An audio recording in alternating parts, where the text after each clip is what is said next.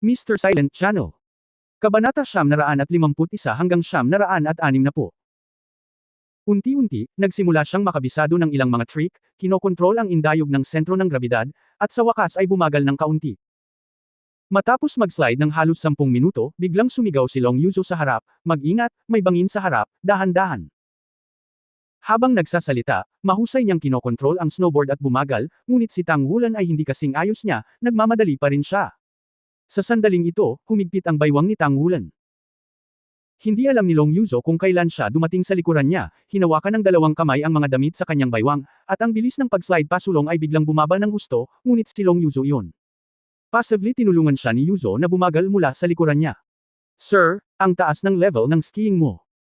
Sa wakas, huminto ang dalawa ng 100 metro sa harap ng malaking kuweba na may diameter na mahigit 3 kilometro sa harapan. Inalis ni Long Yuzo ang snowboard sa ilalim ng kanyang mga paa at sinabi kay Tang Wulan, "Ito ang pangunahing kasanayan ng ating Blood God Legion. Kung 2 beses kang pumunta rito, natural na pamilyar ka rito." Tumango si Tang Wulan, sa katunayan, ang ganitong uri ng pag-slide, hanggat maaari niyang bigyan siya ng sapat na oras upang umangkop, hindi ito dapat maging problema. Mataimtim na sinabi ni Long Yuzo, "Ang harap ay ang Abyss Channel, alalahanin kung paano ka nakapasok sa pagsubok noong araw na iyon. Ito ay pareho dito, ngunit ito ay mas malaki kaysa sa lugar ng pagsubok, at pagkatapos na makapasok, ang bilang ng mga abyssal na nilalang ay mas marami." Naiintindihan. Tumango si Tang Wulan. Pumunta si Long Yuzo sa harapan ng malaking kuweba at huminto. Tumayo si Tang Wulan sa tabi niya at tumingin sa ibaba.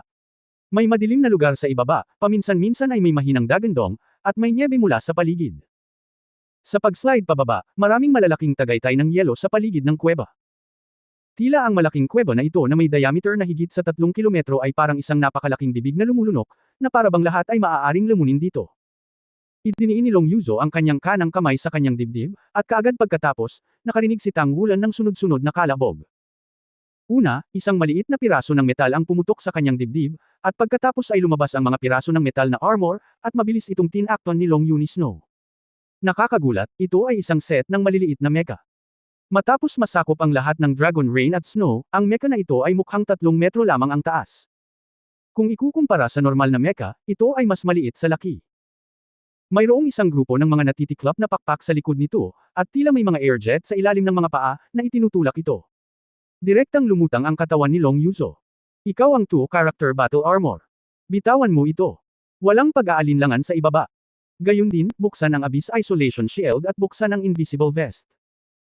Ginawa ni Tang Wulan ang kanyang sinabi, at kaagad, naramdaman niya na ang isang layer ng invisible airflow ay lumabas mula sa metal na singsing sa kanyang ulo, na bumabalot sa kanyang katawan, at ang invisible na vest ay tila naglalabas ng isang uri ng kakaiba. Ang pagbabago-bago ng ganitong uri ng pagbabago-bago ay may espesyal na dalas, na dapat gayahin ng Abyss Plane. Sa sandaling gumalaw ang kanyang isip, nagsimulang bumitaw ang mga piraso ng Golden Battle Armor, mabilis na natakpan ang buong katawan. Nang ang malaking pares ng gininto ang mga pakpak ng dragon ay nakaunat sa kanyang likuran, kahit na si Long Yuzo ang matagal nang nahulaan na siya ay isang 2-character battle armor master, hindi pa rin niya maiwasang mapanganga, at ang liwanag sa kanyang mga mata ay kumikislap. Napakagandang battle armor. Ang ilan sa 3 character na battle armor na nakita ko ay mukhang hindi kasing ganda ng sa iyo. Pagkatapos kong bumalik, tulungan mo akong gumawa ng isang set ng 2-character battle armor metal. Gusto ko ring maging 2-character battle armor ng mas maaga. Para siguro, hindi mo kailangan ang micromech na ito. Mabuti. Agad namang sumang-ayon si Tang Wulan. Ang kanyang 2 character na battle armor ay gawa sa iba't ibang materyales, ngunit 3 halwang metal ay natutunaw, at natural siyang nagdagdag ng mga materyales sa kanyang battle armor. Ang ganda ng lahat ng battle armors ay hindi lang para sa hitsura, ngunit dahil mas maraming core magic circle ang naka-inscribe. Si Tang Wulan ay may talento, at ang kanyang katawan ay maaaring makayanan ang epekto ng enerhiya ng armor ng labanan ng higit pa kaysa sa mga ordinaryong tao. Sa makatuwid, ang amplification effect ng kanyang 2-character battle armor ay natural na mas malakas kaysa sa ordinaryong 2-character battle armor. Ito ay tinutukoy ng lakas ng katawan. Habang nakabukas ang kanyang mga pakpak, si Tang Wulan ay natural na pumupunta sa ilalim ng kontrol ng kanyang espiritong kapangyarihan, at ang mga gininto ang kaliskis sa armor ng labanan ay naging isang gininto ang daloy ng liwanag laban sa backdrop ng snow. Kahit na si Long Yuzo na may suot na micromech ay mukhang mas matangkad at mas malaki, kumpara sa kanyang battle armor, ang mech ay parang suit ng pulubi. Tara na. Inalis ang inggit sa kanyang puso, nagbigay si Long Yuzo ng lihim na papuri sa kanyang puso. Ang lalaking ito ang una sa 7 Shrek monsters ngayon. Ang battle armor na ito lamang ay napakabihirang. Ibinuko ni Tang Wulan ang kanyang mga pakpak sa likod niya, lumundag, sinundan si Long Yuzo, at tumalon sa kuweba. Si Long Yuzo ay karaniwang dumaosdes pababa sa dingding ng kuweba na nag-hover pababa. Hindi nagtagal, nagmula sa ibaba ang isang serye ng mga electronic wave scan, at natural na kumikinang ang Blood God Ring sa kanilang mga kamay. Walang alinlangan, ito ay isang instrumento na inilagay sa loob ng Blood God Legion upang kumpirmahin ang kanilang pagkakakilanlan. Sinabi ni Long Yuzo kay Tang Wulan na sa periphery ng Abyss Channel na ito, ang Blood God Legion ay nakabuo ng napakalakas na sistema ng proteksyon pagkatapos ng mga taon ng pagsusumikap, na may epekto sa loob at labas. Kapag ang nilalang sa kailaliman ay gustong magmadaling lumabas, ito ay makakaranas ng isang mapangwasak na suntok, na siya ring huling layer ng depensa laban sa daanan ng kalaliman. Ang lihim na serbisyo ay talagang may pribilehyo, at hindi nagtagal ay nahulog ang dalawa sa malaking lambat sa ilalim ng kalaliman. Minsang tinanong ni Tang Wulan si Long Yuzo, saan bababa ang malaking lambat na ito? Sinabi sa kanya ni Long Yuzo na ito ang dating totoong abyssal passage, at ang pinakamakapangyarihang abyssal na nilalang ay nangangailangan ng sapat na malaking daanan para lumabas. Kalaunan ay isinara ito ng mga makapangyarihang puwersa noong panahong iyon. Tanging ang mga maliliit na sipi lamang ang umiiral, na naging sanhi ng kasalukuyang sitwasyon ng daanan ng kalaliman. Sa loob ng madilim na daanan na ito, mayroong 2 regiment na nagbabantay dito sa buong taon. Anuman ang lakas ng bawat regiment ng Blood God Legion, hindi ito partikular na malaki, ngunit ang pagiging epektibo ng labanan ay napakalakas, at ang kagamitan din ang pinakasopistikado. Sa napakaraming taon, binabantayan niya ang Abyss Plane, at hindi pinahintulutan ang mga nilalang sa kailaliman na magdala ng sakuna sa Daoluo Continent. Hindi siya pinayagan ni Long Yuzo na maglakad sa harap ng recruit test ni Tang Wulan sa pagkakataong ito. Sa halip, naglakad siya sa harapan at humakbang papasok sa daanan. Ang loob ng daanan ay hindi madilim, ngunit bawat iba pang bahagi, may liwanag na nagniningning. Ito ay malinaw na isang ligtas na lugar, at ang mga ilaw ay inilagay din ng Blood God Legion. Hindi nagtagal, nakilala nila ang mga sundalo ng Blood God Legion, umaasa sa espesyal na signal ng serbisyo sa Blood God Ring, sila ay walang harang sa lahat ng paraan. Magpatuloy sa pagpasok at pumunta sa unang daanan na platform, na naging isang metal na mundo, na may iba't ibang mga kaayusan sa gabay ng kaluluwa sa lahat ng dako, at maging isang metal na silid para sa pagpapahinga. Bumulong si Long Yuzo kay Tang Wulan, kasalukuyang may daan-daang channel sa kailaliman, kung saan 36 lamang ang pinakamataas na antas ng channel. Ang tinatawag na pinakamataas na antas ay ang maaaring dumaan sa pinakamataas na antas ng abyssal na nilalang. Halimbawa, ang mahiwagang alindog na naranasan mo ay isa sa mga nangungunang abyssal na nilalang. Kung ito ay isang pang-adultong nilalang. Kung ito ay isang pang-adultong nilalang. Ito ay magiging isang may pamagat na Daoluo. Ito rin ang pinakamaliit sa mga nilalang sa kalaliman. Sinabi ni Tang Wulan, saan tayo pupunta ngayon? Sinabi ni Long Yuzo, ang Abyss Passage ay nahahati sa S-grade, A-grade, B-grade, C-grade. You are here for the first time, natural na pumunta kami sa C-grade passage. Ang ganitong uri ng passage ay medyo makitid at maaaring dumaan sa mga nilalang sa kailaliman. Limitado ang lakas. Pumasok kami at nag-explore. Napakataas ng seguridad at walang panganib para sa iyo na maunawaan. Mabuti. Pagkatapos makipag-usap sa garrison, pinangunahan ni Long Yuzo si Tang Wulan sa isang daanan na may taas na isang tao. Habang naglalakad siya, nagpatuloy si Long Yuzo, ang garrison dito ay pinaikot minsan sa isang buwan. Ang aming legion ay may kabuuang 10 regiment, at ang bawat regiment ay may lakas na humigit kumulang 1,500. Ito ang pangunahing puwersa ng labanan, tulad ng our Secret Service ay itinuturing bilang isang auxiliary combat unit, ngunit hindi kasama. Ang natitira ay mga tauhan ng logistic at mga mananaliksik, na may kabuuang bilang na 10,000 katao. Ang kabuuang bilang ay 10,000 katao. 30,000 katulad ninyong mga recruits, kung sasali sila sa main battle force, ay reserba rin. Ang karanasang naipon sa libu-libong taon ay nagbigay daan sa amin na magkaroon ng mas kaunting mga casualty kaysa sa nakaraan. Sa pangkalahatan, pagkatapos ng isang buwan ng espesyal na pagsasanay, mayroon pa ring isang taon ng reserbang serbisyo para sa mga recruit. Ang mga recruit lamang na nakapasa sa serbisyo ng reserba ang maaaring tunay na lumahok. Pumunta sa frontal battlefield. Ang abyssal na mga nilalang. Ang dalawa ay dumaan sa 3 node na binabantayan muli ng mga sundalo, at ito ay itinuring na tunay na pagpasok sa kalaliman. Ang liwanag at ang mga ilaw sa unahan ay hindi na magkapareho, at tila isang malabong halo ang nagbabadya. Ito ang liwanag mula sa Abyss Channel. Ang sea-level channel na kinaroroonan natin ay hindi dapat makatagpo ng masyadong malalakas na abyss creatures. Kakayanin mo ito. Ang tunay na bagay ay hindi katulad ng virtual sa pagsubok. Nakipag-away ka na ba sa isang tunay na soul beast? Marahil hindi, marahil ay nakasali ka na sa ilang mga kompetisyon. Ngunit tandaan mo, ang pakikipaglaban sa kailaliman, hindi dapat ikaw ay buhay at kamatayan, dapat kang maging isang bagay ng buhay at kamatayan. Dumadagandong. Hindi ito ang kaso. Bagamat si Tang Wulan ay may mataas na talento at malakas na lakas, sa mga mata ni Long Yuzo, maraming tao ang hindi komportable sa gayong henyo pagkatapos na pumunta sa Blood God Legion. Dahil ang mainland ay palaging nasa panahon ng kapayapaan, walang tunay na pagkakataon para sa Soul Master na lumaban. At narito ang larangan ng digmaan sa pagitan ng mga tao at abyssal na nilalang, hindi biro iyon. Sa makatuwid, paulit-ulit niyang pinaalalahanan si Tang Wulan na bigyang pansin ito at huwag maging mayabang. Ang isang mayabang na tao ay may posibilidad na mamatay ng napakabilis. Hindi gaanong nagsalita si Tang Wulan, tumanggo lang siya at nangako. Naglakbay sila ng mahigit 1 kilometro. Ayon sa kalkulasyon ni Tang Wulan, nakapaglakbay sila ng hindi bababa sa 7 o 8 kilometro mula noong pumasok sila rito. Sa loob ng kalaliman na channel na ito, mayroong isang espesyal na uri ng pagbabago-bago ng enerhiya na bahagyang umiiral, na parang ang channel mismo ay isang special na eroplano, sa halip na ang uri ng solidong bato o lupa. Ito rin dapat ang dahilan kung bakit hindi makadaan ang eroplano ng Abyss sa ibang lugar. Parang tinusok ng Abyss plane ang espasyo gamit ang isang tubo at bumulusok sa mundo ng kontinente ng Daoluo. Sa pamamagitan lamang ng pagsunod sa tubo na ito makakaakyat ang mga nilalang sa kailaliman. Ngayong na-block na ang supervisor, makakahanap na lang sila ng ilang branch para makahanap ng paraan para makapasok, at pagkatapos ay subukang makalusot sa supervisor. Maghanda sa pakikipaglaban. Sigaw ni Long Yuzo sa malalim na boses. Kasabay nito, ang kanyang mech na kamay ay kumislap ng ilaw, at mayroon ng karagdagang soul-guided weapon. Parang isang malaking baril. Ito ay mahaba at payat. 2 metro ang layo nito.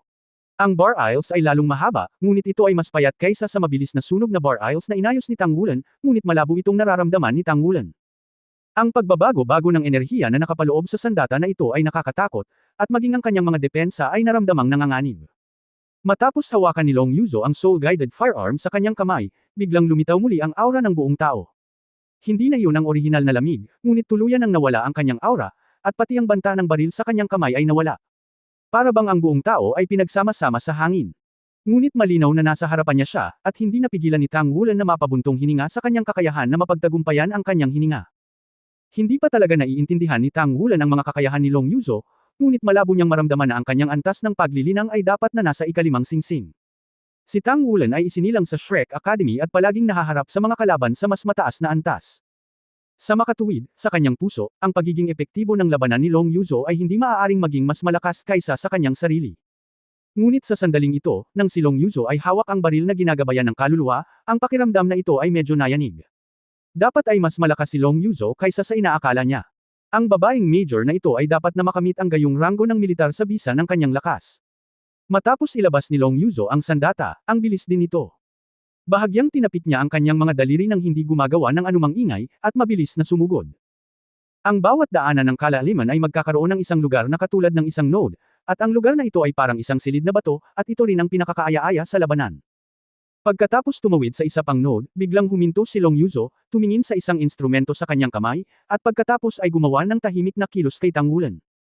Ang buntot ng Soul Guidance Gun sa kanyang kamay ay nakapatong sa mga balikat ng miniature mecha, hawak ang baril sa magkabilang kamay, at matatag na nakatayo, hamina ang kanyang hininga, at pati ang pakiramdam ng paghinga ay tila nawala. Nakatayo doon na parang estatwa. Biglang gumalaw si Long Yuzo, bahagyang pumihit ang kanyang katawan, at ang baril sa kanyang kamay ay agad na pumutok ng kulay abong ilaw. Ang liwanag ay napakabilis na hindi ito mahuli ng mata, maging ang purple magic pupil ni Tang Wulan ay malabo lamang na nakikita, at ang kulay abong anino ay kumislap. Nang mawala ang liwanag, nagulat si Tang Wulan. Sa di kalayuan, isang malakas na sigaw ang biglang tumunog, at isang kulay abong itim na nilalang ang nag-oscillated sa kadiliman. Nakita ni Tang Wulan na ito ay parang butiki na nilalang.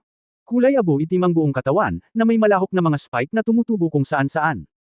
Ang isang mata nito ay nabulag, at habang sumisigaw, ang katawan nito pagkaraan ng ilang pag-ikot, ito ay naging ulap ng kulay abo na ambon at naglaho, at ang kulay abong ambon ay lumipad diretso sa kalaliman. Ito ang nilalang sa kailaliman, si Tang Wulan ay kumislap sa paligid, hamarang sa harapan ni Long Yuzo. Ang kanyang mga pakpak ay nagtagpo sa likod niya, at binawi niya ang sandata ng labanan. Ngunit inilabas niya ang kanyang Golden Dragon Spear. Mag-ingat ka. Ang malamig na boses ni Long Yuzo ay narinig sa kanyang mga tainga. Huwag kang mag-alala. Ang Golden Dragon Spear ni Tang Wulan ay nakaturo pasulong at humakbang pasulong. Tila may mas maraming uri ng mga nilalang na abyssal kaysa sa naisip niya, at hindi pa niya nakita ang ganitong uri noon. Ngunit sa pamamagitan ng pag-aaral kay Long Yuzo, alam niya na dapat itong isang abyssal na nilalang na magaling magtago ng sarili, na tinatawag na lizard, na dalubhasa sa paglamon ng enerhiya ng buhay ng iba't ibang nilalang upang mabuhay. Ito ay isang malaking clan ng abyssal na nilalang, ang malakas sa clan, mayroon ding antas ng mahika at alindog, at marami ang bilang, at ang mga antas ay hindi pantay.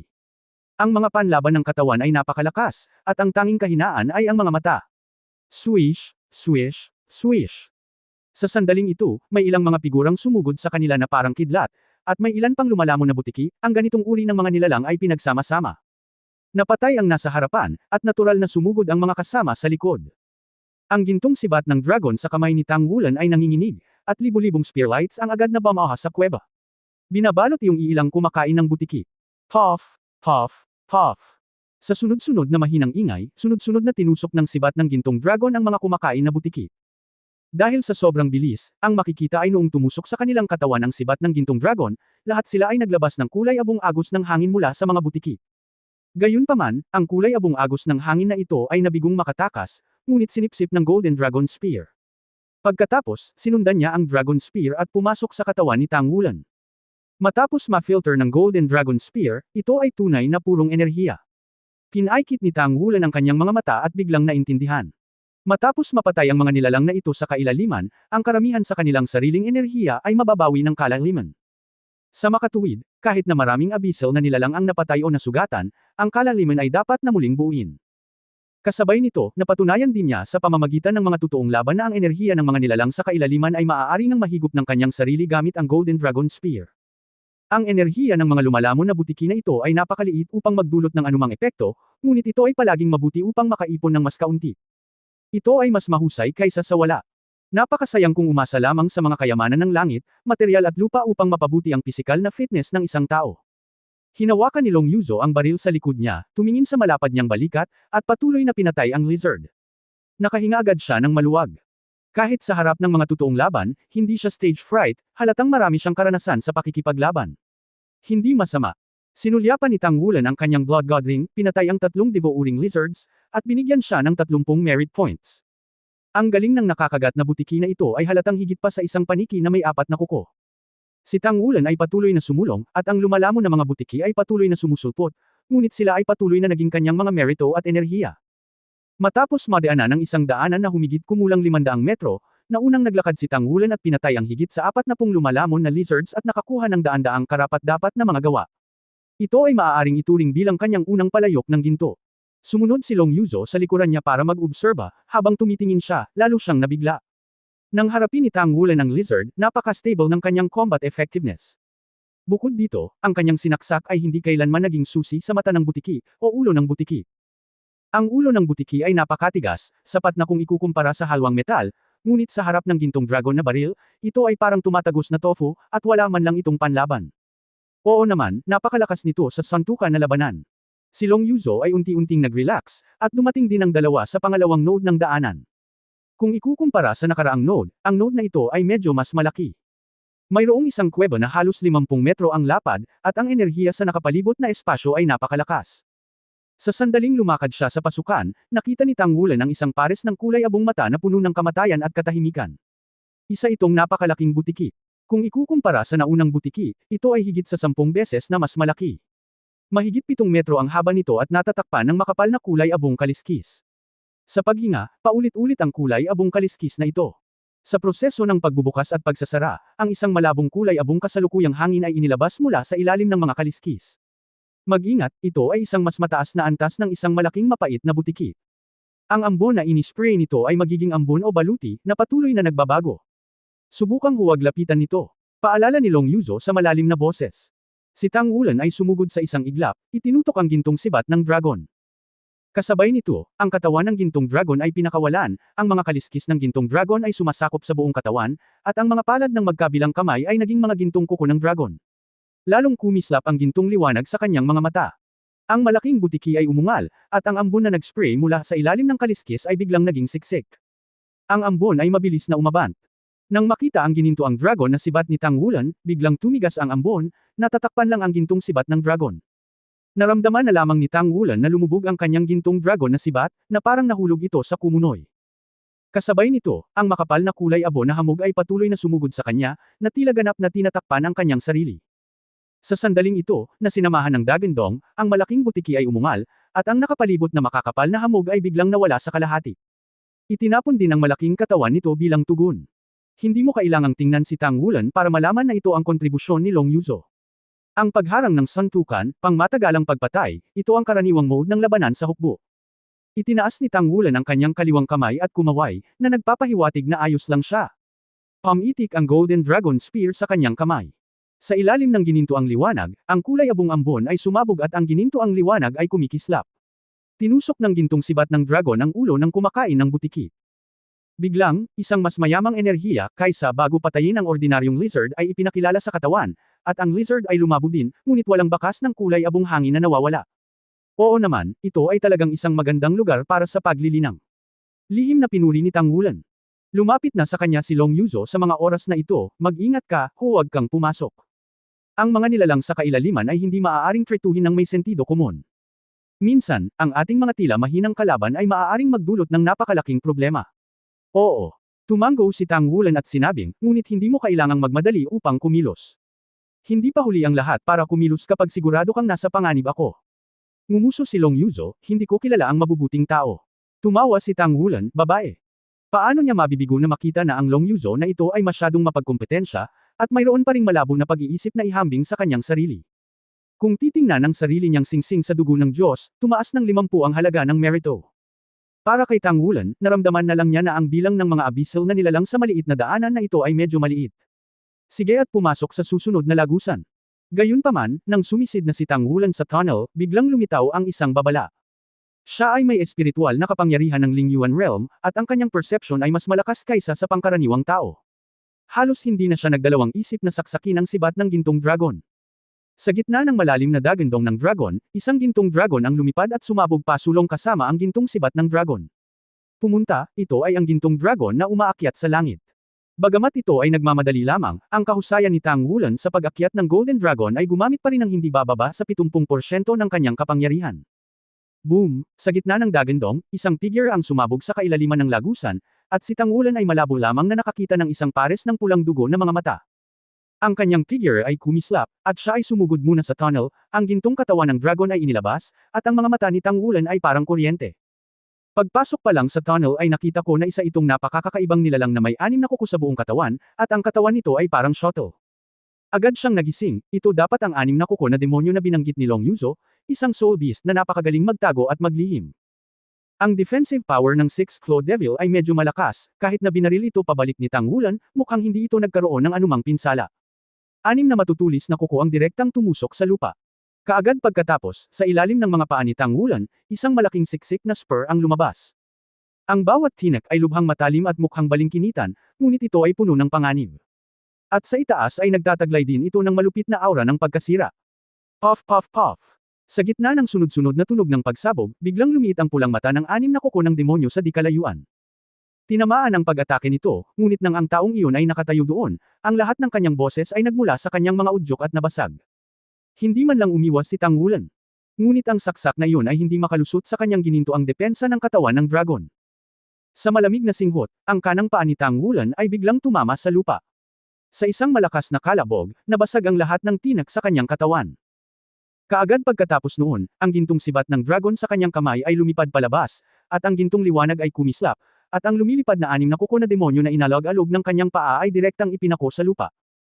Isang serye ng gininto ang halos ang umahan sa gintong sibat ng dragon, at nang bumalik ito sa mga kamay ni Tang Wulan muli, nailipat nito ang hinihigop na enerhiya.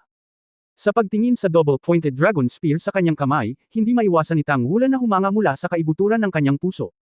Sa pamamagitan nito, mayroon siyang napakahusay na patuloy na kakayahan sa pakikipaglaban. Ang enerhiya na ito ay hindi lamang nagpupuno sa kanyang chi at kapangyarihan sa dugo, kundi pati na rin sa kanyang kapangyarihan sa kaluluwa.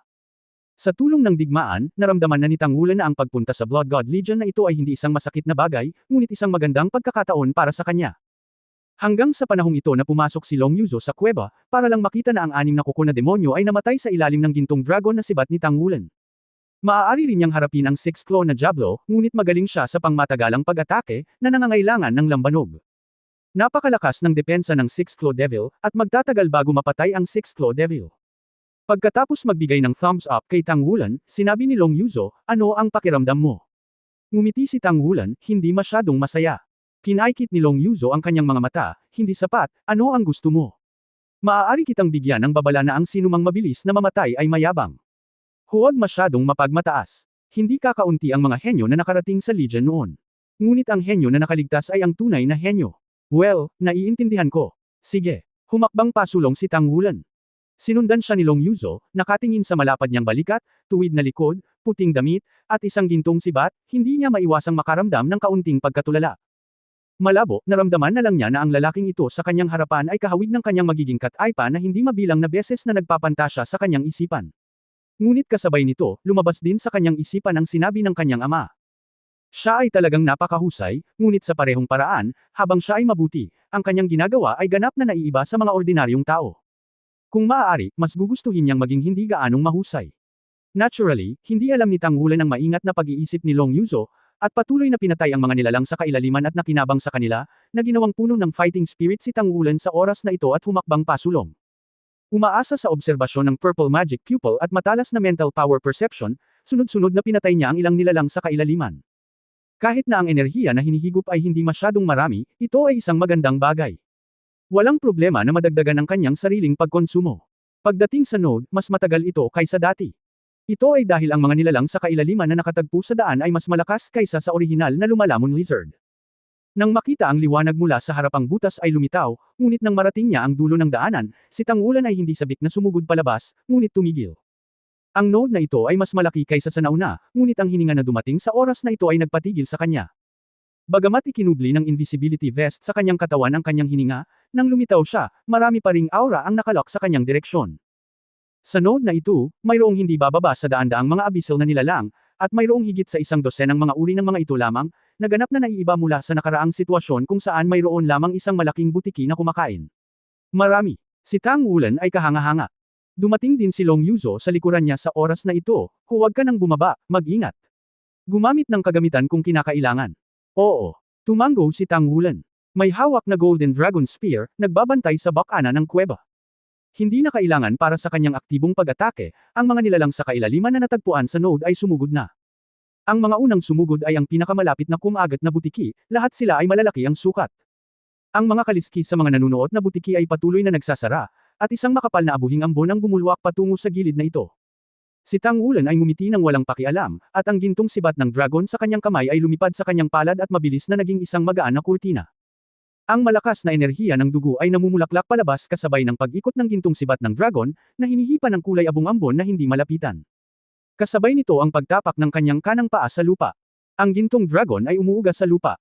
Nagulat ang tatlong butiki na unang lumapit at nanigas ang kanilang mga katawan, at ang 8 gintong dragon ay mabangis na lumabas, at pinutol nila ang kanilang mga katawan sa isang mukha lamang. Isang kakaibang eksena ang lumitaw. Bagamat ang 3 lizards ay hindi napatay ng Golden Dragon Spear, maaaring ito ay dahil ang Golden Dragon Spears na humahawak sa oras na ito ay naglabas ng malakas na pagbabago-bago ng dugo, o ang 3 lizards ay malayo kay Tang nang ang kanilang mga katawan ay nabali. Masyadong malapit si Wulan, at ang daloy ng hangin na kanilang natunaw pagkatapos ng kamatayan ay direktang hinihigop ng umiikot na Golden Dragon Spear, at naging enerhiya na bumuhos sa katawan ni Tang Wulan. Ito ay isang hindi inaasahang magandang bagay. Ang 8 gintong dragon ay nagpatuloy sa pagsabog, at ang kanilang ekstrang kapangyarihan ay lumipad palabas sa natitirang mga butiki sa pagkabigla. Solid ang guarded hole. Boom, boom, boom. Sa 3 putok, halos pumutok ang mga mata ng halos bahagi ng 3 nanunuot na butiki. Bagamat hindi sila patay, sila ay malubhang nasugatan. Ngunit si Long Yuzo ang nagpakita ng kanyang kapangyarihan sa likod ni Tang Wulan. Ang isang solidong pisikal na kalasag sa harap ay talagang ang pinakamahusay na sitwasyon para sa isang long-range attacker. Ang meat shield ni Tang Wulan ay walang alinlangan na napakakwalipikado. Isa pang grupo ng abyssal na nilalang ang sumugod, karamihan sa kanila ay 6 na kuko na mga demonyo, mayroong higit sa 20. Ang 6 na kuko na demonyong ito ay hindi lumalapit, ngunit tinusok ang sarili nilang matalim na kuko sa lupa, at ang malalaking bahagi ng mga tinik sa lupa ay dumiretso sa gilid ni Tang Wulan at kumalat. Ang bagay na ito ay maaaring tumagos at umatake, ibig sabihin, si Tang Wulong Yuzu sa likod ni Lin ay hindi naligtas. Okay lang, ipaubaya mo na sa akin. Sigaw ni Tang Wulan, ang kanyang kanang paa ay muling tumapak sa lupa, at ang gintong dragon ay yumanig muli sa lupa. Habang ang lahat ng mga tinik sa lupa ay nabasag, ang 26 na kuko na halimaw sa dikalayuan ay mas naapektuhan. Ang pagkagulat ni Tang Wulan ay bumangon lahat mula sa lupa. Isang gintong liwanag ang tumagos mula sa katawan ni Tang Wulan at bumaril pasulong. Halos isang iglap lang, nakarating na siya sa harap ng unang 6 na kuko na demonyo. Nakita ko ang isang kislap ng gininto ang liwanag, hindi mabilang na gininto ang sinag ng liwanag na tumataas mula sa lupa, bawat isa sa kanila ay parang mga tinak sa lupa, at ang 2 dosenang 6 na kuko ng mga demonyo ay pawang naninigas. Kaagad pagkatapos, ang buong katawan ng gininto ang figure ay nanginginig ng malakas, na parang isang mahabang latigo, at sa isang dagandong, ang lahat ng katawan ng 6 na kuko na Diablo ay nabasag at naging isang daloy ng enerhiya. Ang isa pang gintong liwanag ay nahulog mula sa langit, direktang ipinasok sa gitna ng pumutok na lupa ng isang grupo ng 6 na kuko na mga demonyo. Ang sumabog na daloy ng enerhiya ay hindi makatakas, at lahat ay hinihigop ng gintong liwanag. Ang gintong liwanag na sumulpot sa oras na ito ay nagpakita na ng anyo nito. Isa talaga itong gintong ahas. Kakaiba ang hitsura ng ahas na ito. Ang buong katawan ay natatakpan ng gintong kaliskis na hugis diamante. Kung titingnan mong mabuti, makikita mo na ang mga kaliskis na ito at ang katawan ni Tang Wulin ay eksaktong pareho. Ito ay higit sa 6 na metro ang haba, at ang pinakakakaiba ay mayroong 2 sungay na mahinang nabutas sa ulo nito, at ang ulo nito ay hindi katulad ng isang normal na ahas, ngunit mas mukhang dragon. Ito ay napakabilis, at ang nakaraang pag-atake ay walang alinlangan na pinakawalan nito. Iyon lang. Ang kaluluwa. Nagulat na sabi ni Long Yuzo, napakalakas na kaluluwa. Bagamat ang 6 na kuko na halimaw ay hindi masyadong malakas sa gitna ng mga abyssal na nilalang, walang mahinang pag-iral sa abyssal na nilalang. Ang mismong 6 na kuko na halimaw na ito ay mahusay sa depensa, ngunit sa ilalim ng katawan ng gintong ahas, mayroong isang uri ng isa. Parang sira kapag hinawakan mo ito. Walang duda na ang malaking gintong ahas na ito ay ang unang kaluluwa ni Tang Wulan, si Jin Yu. Lumaki si Jin Yu sa paglaki ni Tang Wulan. Ito mismo ay maaaring maging isang ahas anumang oras, ngunit sa ilalim ng patuloy na pagpapakain ng dugo ng Golden Dragon King, ito ay naging higit at higit na parang dragon. Dahil ito ang unang kaluluwa ni Tang Wulan, ito ang may pinakamahabang panahon para sundan si Tang Wulan. Kasabay nito, ito ay napakatalino at dati ay isang may sira na produkto, ngunit ginawa rin itong parang isang piraso ng puting papel, na ganap na napasok ng dugo ng Golden Dragon King. Lumalakas ito ngayon. Maaaring gamitin ang anumang blue-silver grass spirit na taglay ni Tang Wulan. Kahit na ang ilan sa chi at kakayahan ng dugo ni Tang Wulan, maaari rin itong gumamit ng isa o dalawa. Ang 3 taong paglilibing ni Tang Wulan sa Dragon sa Longgo ay talagang ang 3 taon kung kailan muling isinilang si Jin Yu. Doon, si Tang Wulan ay napasok ng Dragon Spirit araw-araw, at natural na ganoon din ang ginawa ni Jin Yu. Ang bloodline nito ay ganap na nagbago, at ang saklaw ng mga pagbabago ay medyo malaki. Hindi ito alam ni Tang Wulan noong una, ngunit pagkatapos na ilabas ito ng ilang beses, natuklasan niya na ang pagiging epektibo ng pakikipaglaban ni Jin Yu ay maraming beses na mas malakas kaysa sa hindi alam dati, at ito ay may mas maraming benepisyo kaysa sa Tyrannosaurus Rex. Dahil sa problema ng sariling cultivation base ni Tang Wulan, ang kanyang oras para ipatawag ang Tyrannosaurus ay limitado, at habang ang kanyang cultivation base ay tumaas, ang oras ay napahaba din. Ngunit iba si Jinyo, pinatawag niya si Jinyo, halos walang anumang paghihigpit. Ito ay dahil si Jinyo ay bumagay sa kanya, ito ay katumbas ng isang bahagi ng kanyang katawan. Sa oras na ito, lumitaw at namumulaklak ang gininto ang wika, paanong hindi niya hahayaang mabigla si Long Yuzo. Ang kanyang figure ay kumikislap, muling sumalakay si Jin Yu, at ang asul at pilak na mga spike ay muling inilabas, at ang malalaking gintong spike ay kumalat sa paligid. Ang malaking bilang ng mga abyssal na nilalang na sumugod ay pawang stagnated sa harap ng asul at pilak na spike. Ang katawan ni Jin Yu ay kumikislap at bumukas at sumara ng patayo at paalang, at ang kapangyarihan nito ay nasa parehong linya din ni Tang Wulan, tulad ng isang letigo ng dragon, na patuloy na nadudurog ang mga katawan ng mga nilalang sa kailaliman. Ito ay konektado rin sa isip ni Tang Wulan. Nang ang mga abyssal na nilalang na ito ay nabasag nito, lahat sila ay sumabog malapit sa Golden Dragon Spear. Sa makatuwid, karamihan sa kanilang enerhiya ay naubos din ng Golden Dragon Spear. Sa daan-daang abyssal na nilalang, iilan lamang sa kanila ang maaaring sumugod sa pasukan ng kuweba, ngunit karamihan sa kanila ay pinatay ni Jin Yu. Napatulala si Long Yuzo sa eksenang ito, siya mismo ay isang Soul Master, at mayroon din siyang kaluluwa. Gayunpaman, kumpara sa kaluluwa ng taong ito sa harap niya, ang kanyang sariling kaluluwa ay simpleng hamak. Ito ay masyadong makapangyarihan. Bakit kaya umabot ng ganoong antas ang kaluluwa ng mga tao? Sa one-on-one, hindi niya matiyak kung siya ba ang kalaban ng kaluluwang ito. Sa wakas, tapos na ang clearance. Itinaas ni Tang Wulan ang kanyang kamay, ang gintong sibat ng dragon ay bumalik sa kanyang pagkakahawak, at inilipat ang enerhiyang hinigup at binago kay Tang Wulan. Ang Blood Vortex at ang Spirit Power Vortex ay naging mas makapal sa parehong oras. Napakalinaw din ng mga kristal sa loob ng dalawa. Naunawaan ni Tang Wulan na ang kanyang Soul Core at Bloodline Core ay isang hakbang na malapit ng ipanganak. Ayon sa kasalukuyang pag-unlad, hangga't maaari kang pumatay ng mas maraming nilalang sa kailaliman, hindi mo malalayo na makumplito ang mga ito. Napabuntong hininga si Long Yuzo. Kahit na mayroong isang plate ng mga tropa, hindi posible na malinis ang mga kalaliman na nilalang dito sa isang maikling sandali. Ngunit umasa na lang siya sa kanyang kaluluwa upang makumplito ito sa napakaikling panahon. Ito ay simpleng hindi kapanipaniwala. Gaano kalakas ang kanyang lakas? Hanggang ngayon, hindi pa niya ginagamit ang battle armor para lumaban. Hindi ba siya magiging mas nakakatakot kung gagamitin niya ang battle armor? Tumalon si Tang Wulan sa node, hindi ito binawi ni Jin Yu, ngunit mabilis na sumulong, nagpatuloy sa harap ng susunod na koridor, ang kanyang figure ay kumikislap, at nanguna upang makapasok. Si Jin Yu mismo ay parang mga mata ni Tang Wulan. Kung ano ang nakikita nito, natural na nakikita ni Tang Wulan. Ang liwanag at anino ay kumislap, at ang gininto ang wika ay nasa loob na. Nakakagulat, ang koridor ay talagang walang laman, at walang abyssal na nilalang na lumitaw. Wulan, malapit na. Ito ang unang pagkakataon mo dito, kaya't huwag masyadong malalim. Sa Abyss Channel, magkakaroon paminsan-minsan ng dagsa ng abyssal creatures, at maraming abyssal creature ang lalabas ng sabay-sabay, umasa ka lang sa amin. Nang sabihin niya ito, biglang huminto si Tang Wulan, mukhang tama ka. Oh, na sinasabayan ng agos ng hangin na nagsimulang maging marahas, ay nagmula sa pasilyo patungo sa kanila. Nang marinig ang boses na ito, biglang nagbago ang mukha ni Long Yuzo. Hindi, ito ay talagang ang tubig ng kailaliman, tumakbo. Gaya ng sinabi niya, hinailan niya si Tang Wulan at inikot ang kanyang ulo at tumakbo. Hindi sapat ang alam ni Tang Wulan tungkol sa Abyss Channel, ngunit hindi siya magiging mayabang na isipin na kaya niyang harangan ang agos ng kailaliman gamit ang sarili niyang kapangyarihan. Sa ngayon, sinundan si Long Yuzo ng walang pag-aalinlangan, tumalikod at tumakbo. Medyo mabagal ang takbo ni Long Yuzo. Hinawakan ni Tang Wulan ang kanyang payat na baywang gamit ang kopya ng kanyang kanang kamay. Kasabay nito, ang dalawang karakter na battle armor ay pinakawalan at ang mga gintong pakpak ay bumukas sa kanyang likuran. Ang gininto ang wika ay naging gintong liwanag at tumagos sa katawan ni Tang Wulan. Malakas na hinampes ni Tang Wulan ang kanyang mga pakpak, at kasabay nito, kinokontrol niya ang dugo at enerhiya ng buong katawan para umahan patungo sa Dragon Moon Battle Armor sa likod niya. Ang buong tao ay parang gintong batis ng liwanag. Lumipad ang daan nang dumating ito. Si Long Yuzo ay sumigaw ng tandang, at pagkatapos ay nalaman na siya ay napayakap sa isang malawak na yakap.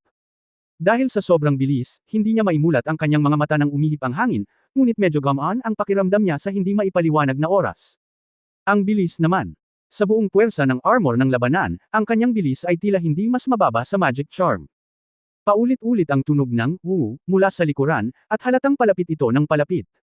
Nararamdaman pa ni Tang Wulan na sa likod niya, may malaking vortex ng pagkawasak na patuloy na lumalapit, na parang gusto niyang lumunin silang lahat. Ang pakiramdam na ito ay hindi napakaganda. Ang kanyang malakas na pakiramdam ng krisis ay lubos na nagpapataas ng kanyang bilis sa sukdulan, na dumaan sa kuweba sa kanyang harapan. Sa wakas, kumislap ang kanyang figure, at sumugod siya sa lugar kung saan siya unang pumasok, kung saan nagtatanggol ang Blood God Legion. Abyss Tide, mag-ingat kayong lahat. Sigaw ni Tang Wulan. Sa katunayan, nang sumugod siya, nalaman niyang puno na ng enerhiya ang node dito. Isang malaking light shield ang itinayo sa isang tabi, at ang lahat ng soul guidance turrets ay puno ng lakas at handa. Walang alinlangan, ang "whoop" na tunog ay ang pinakamahusay na alarma. Hinamplas ni Tang Wulan ang kanyang mga pakpak at dinala si Long Yuzo sa lupa, at kasabay nito ay gamaan ang loob niya. Nang makita ang malalaking gininto ang pakpak sa likod niya, marami sa mga sundalo ng Blood God Legion na naruroon ang nagpakita ng inggit sa kanilang mga mukha. Bagamat ang mga taong maaaring pumunta dito ay napakahusay na mga talento, mayroon pa ring iilan na maaaring maabot ang antas ng pangalawang character na Battle Armor Master. Isang malaking light shield ang hamarang sa kanila, at ang dating pakiramdam ng pagbabanta ay biglang nawala. Sa sandaling ito, isang napakalakas na kulay abo-itim na agos ng hangin ang sumugod sa daanan. Ang lahat ng mga ilaw na kalasag ay kumikinang ng sabay-sabay, at ang nakakasilaw na mga sinag ng liwanag ay nagsanib kaagad, naging isang malaking ilaw na kalasag, na humaharang sa epekto ng kulay abong-itim na sinag ng liwanag. Sa loob ng kulay abo-itim na liwanag, may mahinang kumalat ang mga ngipin at kuko nito, at ang nakakatakot na epekto ay nagdulot ng pagkislap ng liwanag sa liwanag na kalasag. Nakahinga lang ng maluwag si Long Yuzo. Itinaas niya ang kanyang ulo at sumulyap kay Tang Wulan sa tabi niya. Nang makita ang kanyang marangal na ekspresyon, marahan niyang tinapik ang kanyang dibdib. Kasabay nito, itinaas din niya ang soul-guided gun sa kanyang kamay. Bagamat nahiwalay siya sa micro-mech kanina, ramdam pa rin niya ang seguridad mula rito. Ang taong ito ay talagang karapat-dapat na maging 7 Shrek monsters. Natural na hindi alam ni Tang Wulan kung ano ang iniisip ni Long Yuzo, naramdaman lang niya ang pagbabago-bago ng enerhiya ng Abyss Tide.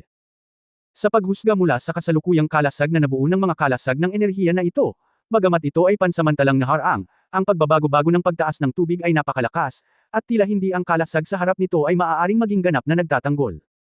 Oo naman, pagkaraan ng ilang sandali, tumunog ang nakakatusok na alarma. Ang lakas ng Abyss Tide ay umabot na sa level 3, at ang shield ay maaari lamang tumagal ng 5 minuto, umatras kaagad, at umatras sa pangalawang linya ng depensa. Kasabay nito, magulat sa headquarters ng labanan at humiling ng mga reinforcement.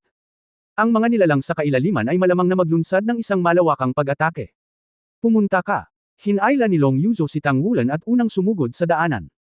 Tinampal ni Tang Wulan ang kanyang mga pakpak at sumunod na mabuti. Ano ang ibig sabihin ng ikatlong antas ng intensity? Tanong niya sa kanya habang sinusundan si Long Yuzo. Napakunot ang mukha ni Long Yuzo, sa pangkalahatan, ang Abyss Tide ay level 1 to level 2, at ang shield na doon lang natin kayang labanan. Normal din ito, at kada ilang dekada, ang Abyss creatures ay maglulunsad ng full-scale war, at ang Abyss Tide ay aabot lamang sa level 3. Ang ikatlong antas ng tubig ay nangangailangan din ng malaking ABs, ngunit nangangailangan din ito ng malaking ABs. Maging malakas na nilalang sa kailaliman at salakayin mo kami sa bawat oras na ito ang pinakamahirap na panahon. Okay. Hindi masyadong nagtanong si Tang Wulan. Sa oras na ito, ang tanging magagawa nila ay patuloy na lumaban at maghintay ng reinforcements. Matapos umatras sa pangalawang linya ng depensa, sa wakas ay nakita ni Tang Wulan ang malalaking kagamitan sa pagtatanggol. Matagal nang inihanda ang mga soul guide na ito, at mabilis na nabuo ang mga hanay ng mga defensive array. Lahat ng tauhan ay nasa ayos, hindi dahil sa bangin. Ang pagtaas ng tubig ay biglang umabot sa ikatlong antas at nagpanik. Mabilis na natipon ang isang set ng mga soul guide na hindi nakilala ni Tang Wulan, at ang pagbabago-bago ng enerhiya ay biglang lumakas. Nakita ni Tang Wulan na sa Abyss Cave sa likod, isang malaking metal na bola ang hindi nalaman ng ito ay lumapag. Ang metal na bola ay higit sa 300 metro ang lapad. Mayroong daan-daang mga sinag ng liwanag na bumubulusok sa ilalim nito, dala ang bigat nito, at ang metal na ito ang bola mismo ay naglabas ng napakalaking dami ng enerhiya, at sa parehong oras, isang malaking metal na pader sa kalaliman ang tumagos sa bawat isa sa nakapalibot na mga kuwebo ng kailaliman ayon sa pagkakabanggit, na kumukonekta sa gabay ng kaluluwa sa loob. Ano iyon? Tinanong ni Tang Wulan si Long Yuzo sa tabi niya. Sinabi ni Long Yuzo, iyon ang tunay na core ng ating Blood God Legion, na tinatawag na Heart of the Blood God. Ito ay binuo ng Federation na may hindi mabilang na lakas tao at materyal na mapagkukunan, kasama ang sarili nating mga research institute. Ang buong Federation, iisa lang ang puso ng Diyos ng dugo. Maaari nitong pakilusan ang napakalaking kapangyarihan ng elemento ng langit at lupa sa soul power, at i-inject ito sa ating soul guide device para mabuo ang isang battery cycle na integrated. Sinabi ni Tang Wulan, narinig ko na nagbibigay ito ng enerhiya para sa malalaking gabay ng kaluluwa. Well, sa isang kahulugan, ang Heart of the Blood God ay ganito rin, ngunit ang Heart of the Blood God ay gumagamit ng pinakabagong soul guidance technology, isang espesyal na metal na sinaliksik ng Federation at ang kaukulang soul guidance array mutation. Ang ganitong uri ng metal ay lubhang nakakatakot, at ito ay lalabas ng napakalaking enerhiya kapag ito ay nag-mutate. Noong unang natuklasan ng metal, ang Federation ay unang naisip ang gamitin ito upang gumawa ng 3 antas na mga sandata na nakamount sa kaluluwa, sa makatuwid, mayroong mga nakapirming mga sandata na nakamount sa kaluluwa. Ang mga shell ay lumitaw. Ngunit pagkatapos na magawa ito, ang mga killing level na naka-install na mga shell na ginagabayan ng kaluluwa ay talagang nakakatakot, at hindi ito natuloy, at wala na ang pambihirang metal na iyon, at lahat sila ay ginamit upang magawa ang puso ng Diyos ng dugo na ito. Nagulat si Tang Wulan. Hindi niya alam ang papel ng Heart of the Blood God, ngunit nakita niya sa sarili niyang mga mata ang napakalakas na mapanirang enerhiya ng God-killing level fixed soul guidance cannonball. Maging ang Extreme Daoluo na nakasuot ng 4-character battle armor ay hindi napigilan ang nakatatakot na sakuna. Ang Shrek Academy at ang punong tanggapan ng Tangmen ay nawasak sa ilalim ng pag-atake nito. Sa hindi inaasahang pagkakataon, ang Blood God Legion ay nagtataglay din ng parehong antas ng makapangyarihang soul guidance device. Sa sandaling ito, isang malalim na huni ang tumunog, at ang mga sundalo sa unang linya ng depensa sa harap nila ay lahat ay umatras. Nang lumabas ang koridor, agad na nabuo ang isang asul na light shield, na ganap na nakaharang sa buong labasan. Boom! Wala pang isang minuto, ang kulay abong itim na agos ng hangin ay umagos, at ang asul na light curtain na tumama ay ilang sandali, at ang buong abyss cavern ay tila nanginginig kasama nito. Gayunpaman, ang defensive power ng blue light curtain ay higit na lumampas sa dating unang layer ng defense. Bagamat tinamaan ito ng napakalakas, tumayo ito. Sumulyap si Tang Wulan kay Long Yuzo sa tabi niya, ano ang susunod na mangyayari? Sinabi ni Long Yuzo, ang abyss tides ay karaniwang nakakaapekto sa enerhiya ng pagkawasak muna, at pagkatapos ay ang enerhiya ng pagkawasak ay magdadala ng isang malaking bilang ng mga nilalang sa kailaliman, at pagkatapos ay magsisimula ng isang ganap na epekto. Bagamat ang kalasag ng enerhiya ay maaaring hamarang sa enerhiya ng pagkawasak, ito ay kumokonsumo ng marami sa ating sarili. Sa makatuwid, sa sandaling ang mapanirang enerhiya ng abyssal tide ay mawala, upang maiwasan din ang mapanirang enerhiya, kailangan din nating pigilan ang mapanirang enerhiya. Mga nilalang, maaari lamang tayong umasa sa lakas ng pakikipaglaban ng ating Legion bilisan mo at magpahinga. Habang nagsasalita, hinailan ni Long Yuzu si Tang Wulan sa isang sulok sa tabi niya, inalis muna ang maliit na mecha, at pagkatapos ay umupo ng naka-cross-legged sa lupa para magnilay. Inalis din ni Tang Wulan ang battle armor, dahil sa espesyal na status ng Secret Service, walang dumating para magtanong sa kanila. Sa oras na ito mayroon ng malaking pagdagsa ng mga sundalo mula sa Blood God Legion. Nasa harapan ang lahat ng mga mandirigma na nakasuot ng mabibigat na mecha na magaling sa malapitang labanan. Sa likuran ay itinayo ang iba't ibang mga turret na ginagabayan ng kaluluwa, at mayroong higit pang mga long-range attacking warriors na handa para sa labanan. Nakita rin ni Tang Wulan ang isang kakilala sa oras na ito, at ito ay si Jiang Wuyo. Si Jiang Wuyo ay hindi nakasuot ng mech sa oras na ito, ngunit sa isang tuwid na uniforme ng militar, na nagtuturo sa mga sundalo sa harap na hanay upang ayusin ang kanilang porma sayon. Hindi masyadong nakonsumo si Tang Wulan dahil ang lahat ng naunang pagkonsumo ay napunan ng Golden Dragon Spear. Sinulyapan niya si Long Yuzo sa tabi niya, simpleng tumayo at naglakad patungo kay Jiang Wuyo. Ang pinakamagaling niya ay malapit na labanan, at si Jiang Wuyo ay isang malapit na combat camp. Magkasama, maaaring hindi siya kasing epektibo ni Jiang Wuyo. Sir. Pagdating niya kay Jiang Wuyo, binigyan siya ni Tang Wulan ng military salute. Si Jiang Wuyo ay abala sa oras na ito, nang bigla niyang makita si Tang Wulan ay nagulat din, bakit ka nandito? Hindi ka ba recruit? Sinabi ni Tang Wulan, dinala ako ni Chief Long para magsanay ng labanan. Kanina lang kami nasa loob, at saka lang kami umatras nang makasalubong namin ang tubig ng kalaliman. Naantig ang puso ni Jiang Wuyo, at biglang hininaan ang kanyang boses at sinabi kay Tang Wulan, ang kakayahan na pinagpala mo sa akin noong nakaraan, ilang tao ang maaari mong pagpalain ng sabay. Hindi niya kailanman nakalimutan ang marahas na domain ng Golden Dragon ni Tang Wulan, sa domain na iyon. Sa loob ng saklaw, ang kanyang pagiging epektibo sa labanan ay tumaas ng 50%. Ang Abyss Tide ay tiyak na isang malaking pagsubok na haharapin ng Blood God Army, ngunit sa parehong paraan, ang bawat malakas na Abyss Tide ay magdadala ng maraming tagumpay, at ito na ang oras para gumawa sila ng mga karapat-dapat na gawa. Sa kasong ito, kung ang pagiging epektibo ng sariling labanan ay maaaring biglang tumaas ng 50%, pagkatapos ay walang alinlangan na makakakuha ito ng higit pang mga merito. Sumulyap si Tang Wulan sa venue at sinabing, walang limitasyon ang bilang ng mga tao sa hanay na 50 metro ang lapad. Dapat ay posible. Ang Maladragon na Spirit Master ng martial arts ay magkakaroon ng mas magandang amplification effect. Okay, I see. Kuya, how about you with me? At that time, we will count your share of our collective military exploits. Agad na sinabi ni Jiang Wuyo ang nasa puso niya. Siya ay isang sundalo at hindi siya magaling sa pag-ikot ng mga liko, kaya mahilig siyang dumiretso. Gusto ito ni Tang Wulan sa parehong paraan. This was originally his goal, no problem. From now on, I will follow you, Chief. Yun na nga. Baka pagkatapos nitong labanan, direkta kang ma-promote from second lieutenant to lieutenant. Haha, this time is really good luck, just in time for our duty. To be able to meet the first wave of the Abyss creatures, it has always been the situation I'm most hopeful to encounter. Let alone the third level Abyss Tide na mangyayari lang ulit sa mga susunod na dekada. Sa harap ng paparating na kakilakilabot na kaaway, si Jiang Wuyo ay hindi man lang mahiyain, ngunit puno ng pananabik. Sa kanyang isip, bilang isang sundalo, dapat niyang ipakita ang kanyang natutunan sa larangan ng digmaan at patayin ang kalaban sa larangan ng digmaan. With a character like him, hindi siya pupunta kung ililipat siya sa Peace Corps.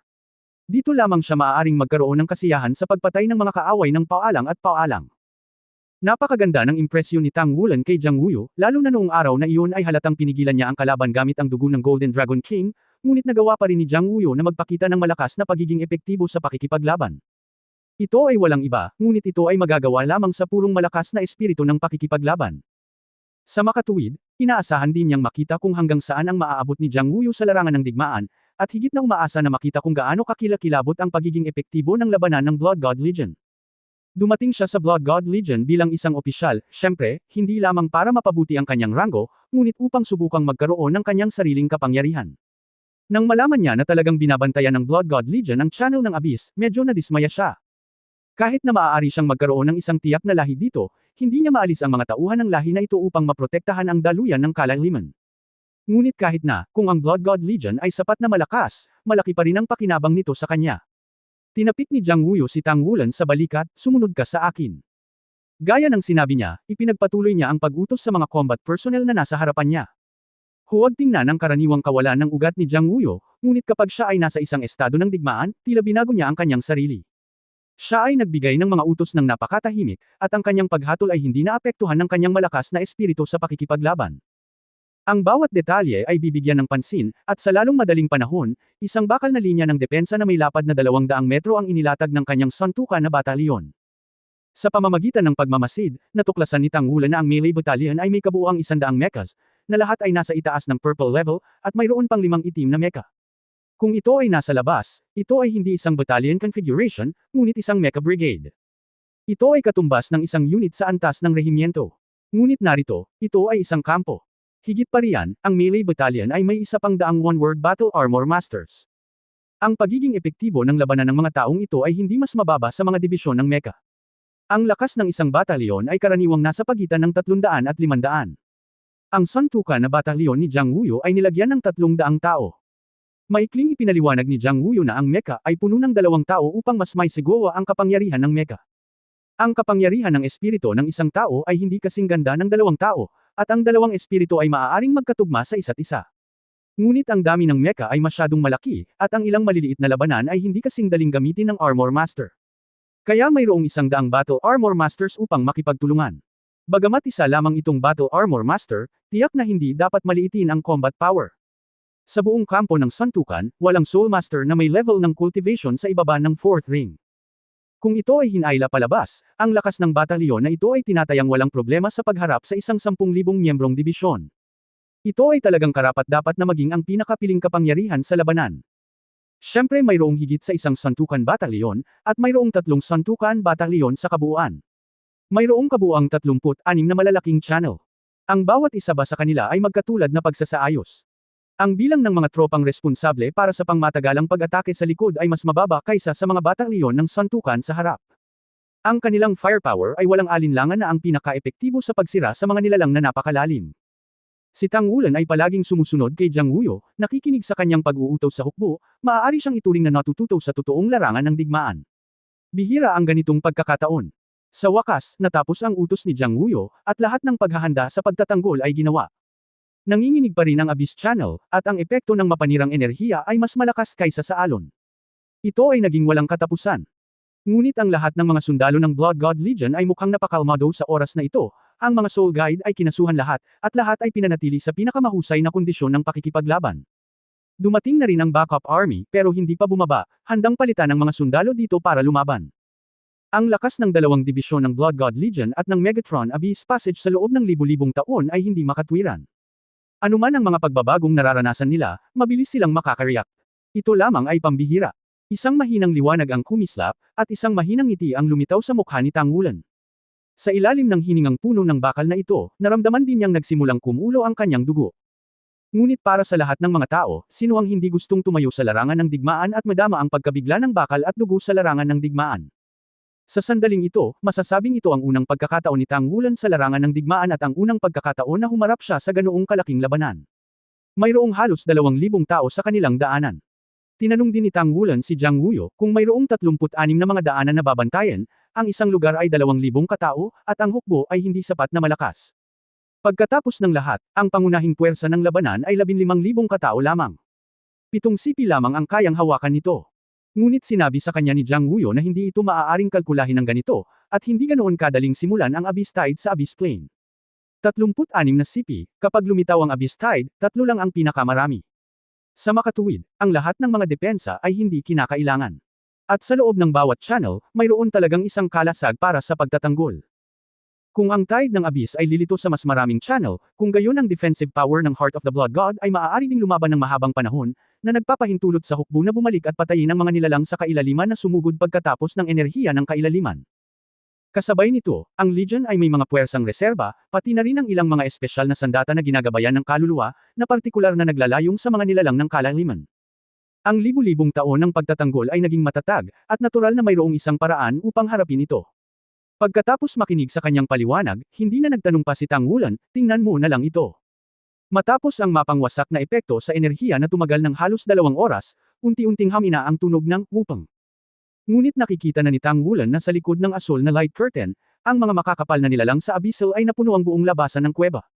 Kapag natanggal na ang magaan na kurtina, agad itong susugurin. Ang mga nilalang na ito sa kailaliman ay mukhang mabisyo, kung makikita ito ng mga ordinaryong tao, maaaring matakot sila hanggang sa mamatay. Maghanda para sa labanan. Sa isang malakas na sigaw, ang katawan ni Jiang Wuyo ay kumikislap, isang battle armor ay nasa kanyang katawan, at ang kanyang likod ay nabuksan ng dalawang salita na battle armor.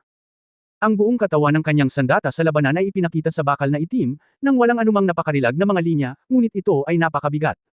Ito ang katangian ng Tyrannosaurus Rex. Purong kapangyarihan. Ang mga mecha fighter sa suntukan na batalyon sa harapan ay humakbang lahat at itinaas ang malaking kalasag sa kanilang mga kamay. Sa mga kamay ng bawat mecha, may hawak silang malaking kalasag na may taas na 15 metro, na kayang ipagtanggol silang lahat sa likod ng kalasag. Kailangan lang nilang ipagtanggol laban sa epekto ng kalaban, at kumpleto na ang paunang tungkulin. Ang mga long-range assault troops sa likuran ang talagang nagdulot ng pinsala. Kung hindi dahil sa level 3 Abyss Tides, walang ganoong lineup. Hindi mapigilan ni Tang Wulan na maging medyo nakakatawa sa oras na ito. Ang kanyang swerte ay palaging laban sa langit. Kung mayroong 3 sa 36 na pangunahing kuweba, magkakaroon ng Abyssal Tide, isa rin itong 12 pagkakataon. At sa sarili ko, walang duda na na-encounter ko itong 12 na talagang walang imek. Sa sandaling ito, ang mapanirang epekto sa enerhiya ay tuluyang nawala, at kasabay nito, ang elektron-ikong tunog ay dumating din, ang kalasag sa puso ng Diyos ng dugo ay malapit ng mabawi, at lahat ng tauhan ay handang lumaban. Sa likuran, tumalon na si Long Yuzo. Si Tang Wulan ay hindi nakita sa kanyang tabi, ngunit siya ay ni Jiang Wuyo. Bagamat nakasimangot, ipinakita rin niya ang kanyang kilos bilang isang sundalo sa oras na ito, at pumunta siya sa likurang long-range combat phalanx ng walang pag-aalinlangan, handang lumahok sa labanan. Ang asol na liwanag ay unti-unting kumupas, at ang nakakatalim na mga tawag ng mga nilalang sa kailaliman ay maririnig na ng malinaw. Atake! Isang boses ng commander ang nagmula sa likuran. Pagkatapos, daan-daang bola ng liwanag ang lumipad palabas, gumuhit ng parabola sa hangin, at binomba sa direksyon ng butas na may napakatumpak na katumpakan. Sa kabilang panig ng kuweba, ang proteksyon na kalasag ng puso ng dugo na Diyos ay nawala sa sandaling ito. Nagsilabasan ang mga abyssal na nilalang sa loob. O, isang matalas na pangalan ang narinig. Ang lahat ng mga sundalo ng Blood God Legion sa eksena ay naramdaman ang kanilang isip ng ilang sandali, at malapit na silang mawala sa kanilang isip nang makita sila. Isang puting liwanag na kurtina ang nagkataon na nabasag sa oras na ito, na nakaharang sa tunog. Sa pakikitungo sa mga abyssal na nilalang, ang Blood God Legion ay may napakaraming karanasan, at maraming karanasan ang ipinagpalit sa buhay at dugo. Isang marahas na dagandong ang tumunog, at hindi ko alam kung ilang abyssal na nilalang ang nagkapira-piraso sa pagsabog. Sa loob ng ilang panahon, ang napakalakas na pagbabago-bago ng enerhiya ay lumundag sa larangan ng digmaan. Nagkaroon ng walang katapusang pag-agos ng mga malayuang pag-atake sa likod, at malakas silang bumangga sa mga nilalang sa bangin na sumugod palabas. Nakatayo sa tabi ni Jiang Wuyo, nakikita lamang ni Tang Wulan ang hindi mabilang na mga sinag ng liwanag na sumasabog sa kanyang harapan, ngunit hindi niya makita ang partikular na sitwasyon. Ang mga mecha warriors sa melee battalion ay may proteksyon na ilaw sa kanilang malalaking kalasag, na ginagawa silang isang magaan na kurtina, na humaharang sa harapan. Payagan ang mga kasama sa likod na mag-output ng maayos. Ito ay digmaan. Sa digmaan, kahit na si Tang Wulan ay may tiwala sa sarili niyang lakas, nararamdaman niya na siya ay napakaliit. Ang pagsabog ng sunod-sunod na pag-ikot, ang nakakatalim na huni ng huni, ang kalaliman na nilalang ay tila walang dugo, ngunit isang makapal na kulay abo-itim na ambon ay patuloy na bumabalik sa kahabaan ng kalaliman, iyon ay ang patay na nilalang sa kailaliman. Naisip ni Tang Wulan sa kanyang sarili, kung nasa harapan na siya ngayon at ginagamit ang gintong Dragon Spear para sumipsip ng enerhiyang ito, hindi niya alam kung gaano kalaki ang antas ng cultivation na mapapabuti. Gayunpaman, ito lang ang iniisip niya. Hindi sa banggitin na mayroong napakaraming abyssal na nilalang, ngunit hindi niya kayang tiisin ang resulta ng napakaraming pangmatagalang pag-atake. Ang labanan ay pumasok sa isang puting mainit na estado para sa isang sandali. Sa oras na ito, ang iba pang mga lugar ng 36 na CP, maliban sa mga lugar na may abyssal tides, ay tinatakan din ng kalasag ng Heart of the Blood God upang maiwasan ang paglitaw ng mga bagong abyssal tides. Solid ang depensa. Ang agham at teknolohiya ng tao ay patuloy na sumusulong, at ang mga bagong sandata ay patuloy na inilalagay sa larangan ng digmaan. Noong unang itinatag ang Blood God Legion, sa unang Tide of the Abyss, ang bilang ng mga tao ay nabawasan ng higit sa 70%, at mula noon, ang bilang ng mga tao na nabawasan sa bawat digmaan ay nabawasan. Hanggang ngayon, bagamat magkakaroon pa rin ng mga taong mamamatay sa labanan, ang bilang ay nabawasan sa isang tiyak na hanay, medyo nagsasalita, ito ay mas ligtas. Bang! Isang tunog na iba sa dagandong ang lumitaw, at medyo napaatras ang mecha na may hawak na kalasag sa harapan niya. Isang abyssal na nilalang ang sumusugod. Kaagad pagkatapos, nagkaroon ng mas marahas na banggaan. Ang mga nilalang sa kailaliman ay lubhang mabangis. Sa malakas na tunog ng impact, ginamit ng mga mecha fighters ang lahat ng kanilang lakas para harangin at depensahan, at ang likuran ay patuloy na naglalabas ng malaking halaga ng mga pagpatay. Sa isang sandali, ang opens iba ng nilalang sa kailaliman ay ganap na napigil sa kabilang panig. Namumula ang mukha ni Jiang Wuyo, nakatingin sa audience. Sa oras na ito, hindi pumasok sa larangan ng digmaan ang Battle Armor Division o ang Black Level Mecha Division. Ito ang mga reserbang puwersa na natitira upang punan ng mga bakante.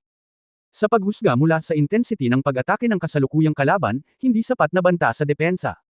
Sa sandaling ito, biglang nanginig ang lupa. Sa kalangitan, biglang lumitaw ang mga itim na anino. Ang mga itim na figure na ito ay napakalaki, at sa sandaling lumitaw ang mga ito sa himpapawid, agad silang nagdala ng napakalaking presyon. Nang tumangala si Tang Wulan, nakita niya ang higit sa 100 malaking ba na lumitaw sa hangin, at hindi niya alam kung anong uri ng puwersa ang isusuka sila. Ang mga ba na ito ay halatang sinusubukang tumawid sa front defensive line at pumunta sa likod para atakihin ang mga long-range attack fighter sa likod. Si Jiang Wuyo ay sumangot ng malamig at ikan-away ang kanyang kamay. Isang hilera ng maliwanag na ilaw ang nagniningning sa kanyang likuran. Ang mga manlalaban para sa pangmatagalang pag-atake ay handa na. Isang nakasisilaw na sinag ang marahas na kumislap sa hangin, at isang hiyawan ang biglang umalangaw sa hangin. Sa ilalim ng pag-atake ng hindi kilalang uri ng soul guidance device, ang mga riddled hole na nabaril ay sumabog sa mga agos ng hangin. Ang mga mata ni Tang Wulan ay kumislap, at sa wakas ay hindi na ito napigilan. Ang gintong sibat ng dragon sa kanyang kamay ay lumipad palabas, na tumusok sa ulo ng katawan ni Baan. Sumipsip ng ilang itim na kulay abo na daloy ng hangin pabalik. Mayroong tungkol sa halaga ng isang bond. Sa mga tuntunin ng mga pagpatay, ang kanyang mga merito ay hindi tumaas, ngunit pagkatapos na bumalik sa kanyang kamay ang Golden Dragon Spear, isang malakas na pagbabago-bago ng enerhiya ang agad na kumalat sa kanyang katawan, na agad na nabuhay sa kanya. Huwag sayangin ang combat power. Sumimangot si Jiang Wuyo at sinabing, "Oo." Tumanggo si Tang Wulan, ngunit labis siyang nagulat.